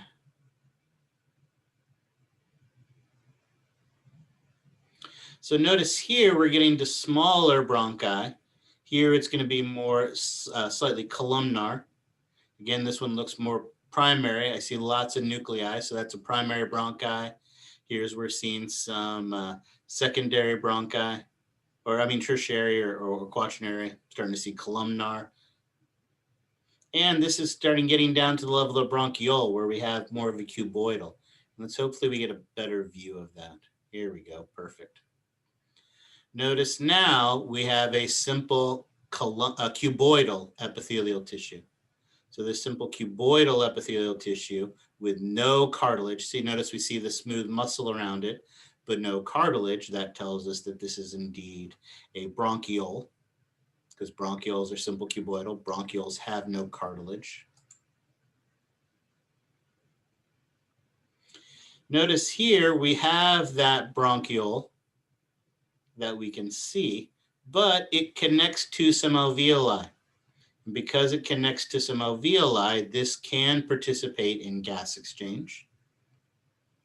So this would be a respiratory bronchiole. Notice this void here would then be the alveolar duct, feeding all into the individual alveoli, lined with that simple squamous epithelial tissue and some blood vessels wrapped around it as well.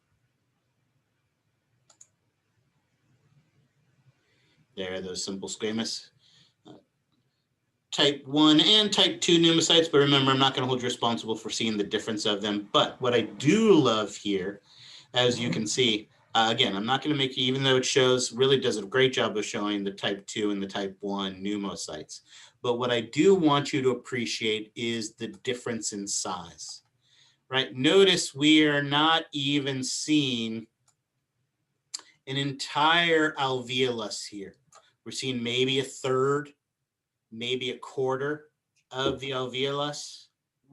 And here is that tiny pulmonary capillary with just a couple red blood cells lined up. Remember, when we're talking about gas exchange, it's like popping the top of that soda inside a room. The percentage of gases in the capillary and the percentage of gases in those alveoli are not going to meet in the middle. The alveoli is going to bring the capillary to its oxygen levels, to its carbon dioxide levels, because it has so much more gas in it than that tiny little capillary does.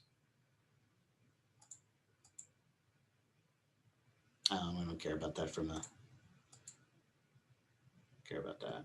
Nope, don't care about any of this. Cool, excellent. So those are pretty good. So I think that's pretty much everything that's on your list. So this is, again, a little more fancy than we need to worry about. I wouldn't worry about going any further than this right here. But I think that shows you the things that you're responsible for on your histology list for the respiratory system. All right. Questions on that?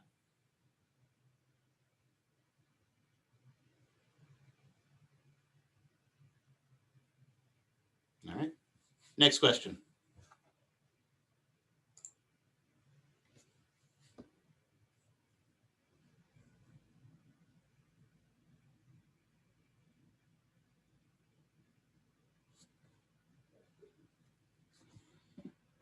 That it? Everybody's brains full? I have a question. Yes. So when we during the expiration, muscles relax. So what is the actual potentials that expiratory center fires in the ventral respiratory group? So the expiratory center is firing action potentials, but those action potentials are inhibiting the inspiratory. They're not sending them directly to the muscles. They're stopping the inspiratory from firing action potentials, because the inspiratory is what is stimulating the muscles, right? Just like we learned in 430, to contract a muscle, you send it neural action potentials. They get converted into muscle action potentials. Then we have our excitation contraction coupling, which moves the regulatory proteins. And then our myosin heads can grab and pull and causes the muscle to contract. When we want the muscle to relax, we stop sending neural action potentials. That stops converting into muscle action potentials. That repolarizes the muscle cell, closes the voltage-gated calcium channels, lock the calcium back into the sarcoplasmic reticulum, move the troponin and tropomyosin back over the binding site, and the muscle relaxes. So when the inspiratory center is sending action potentials to the muscles, they contract. When it is not sending action potentials to the muscle, it relaxes. And so when the expiratory inhibits the inspiratory, it stops stimulating the muscles and the muscles relax. Okay, thank you. Now it makes sense. Thank you.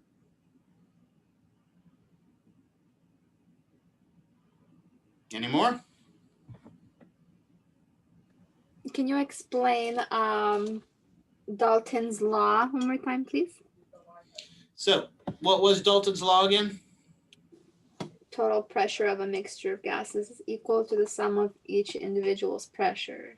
That is correct. So basically what happens is, and again, it's like, again, the problem is many of my analogies involve being in the classroom with you guys. As I've said before, if we're in the classroom and I blindfolded all of you and let you guys walk around the room, I would count the number of times you guys bumped into the walls, and the total number of times that all of you bumped into the walls would be the pressure in that room. Okay? Mm-hmm. So let's say that with the people that we have in here, you guys bumped into the walls 100 times. So 100 people, or there were 100 bumps against the wall. Now, in the classroom, there are two types of people, boy type people and girl type people, all right? So if I wanted to, as a girl walks around the room and bumps into the walls, and a boy walks around the room and bumps into the walls, does that woman walking around and that man walking around, does it affect, does one affect the other? No. No. So exactly. So if I instead counted and saw that the women in the classroom bounced against the walls 75 times, then how many times would the boys have bounced against the walls? Probably not equal. Well, if there was 100 total and the women did 75, how many did the men do? 25. 25, absolutely. Right? Because typically there's fewer men in this class than there are women. It's not like the women were more likely to bounce into the walls. There were just more of them. Mm-hmm. Right? So that's what it is. Notice the number of times that the total number of times somebody bounced into the wall is the total of the men bouncing against the walls and the women bouncing against the walls. You put them together, and that's how many times the class bounced into the walls. And it's the same thing here. When you have air pressure, the number of times that oxygen bounces in against the wall, it doesn't affect how often nitrogen bounces against the wall. So I take how many times oxygen bounces against the wall. I take how many times nitrogen bounces against the wall. I take how many times water does. I take how many times carbon dioxide does. I add them all together, and I have my total air pressure. Mm-hmm. But it works the other way as well. If I know the pressure in the classroom, you guys bumped into it 100 times, and I know that I have 3 times as many girls as I do boys.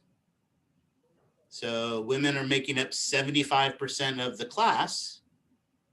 Then I can take 75% of the total, 100, and that tells me the pressure of just the females. And so if you know atmospheric pressure, and you know how much of the air is made up of oxygen, you can take the percentage of that out of the total, and that will tell you what the pressure is. Mm-hmm. Okay. Mm-hmm. Yep. And then Henry's law kind of goes into that too, and then it's talking about the solubility for the partial pressures. Henry's law is a completely different law. Henry's law has to do all about how easy it is or how much of a gas you can get into water. And that there are 2 factors that affect it. One is its solubility, and its solubility is what it is, right? That can't be changed. But the other thing that can affect it is the partial pressure. The higher the partial pressure of the gas, the more gas we can force into the water. Mm-hmm. All right, thank you. Yep. All right, I think I got time for one more if you guys have one more.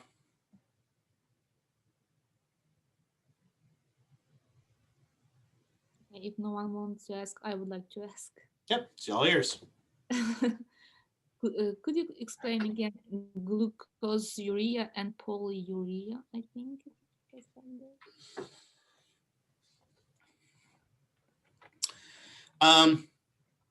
Glucoseuria just means that you have glucose in your urine. Glucose is something that typically isn't in your urine. All right. So if you've got uncontrolled diabetes or for some reason you have large amounts of glucose in your blood, more than your transport maximum of your nephrons, then glucose is going to end up in your urine. Yeah. Okay. Mm-hmm. Now, if glucose or some other solute that normally isn't in your urine is in your urine, then if you think about it, that means there's more stuff in your filtrate. And if there's more stuff in your filtrate, that stuff is going to draw more water.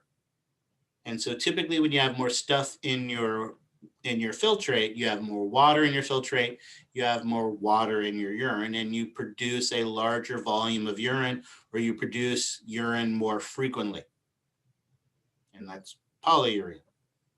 Yes. No. Okay, so the two are often related to each other, but they don't have to be. Yeah, thank you. Okay. All righty.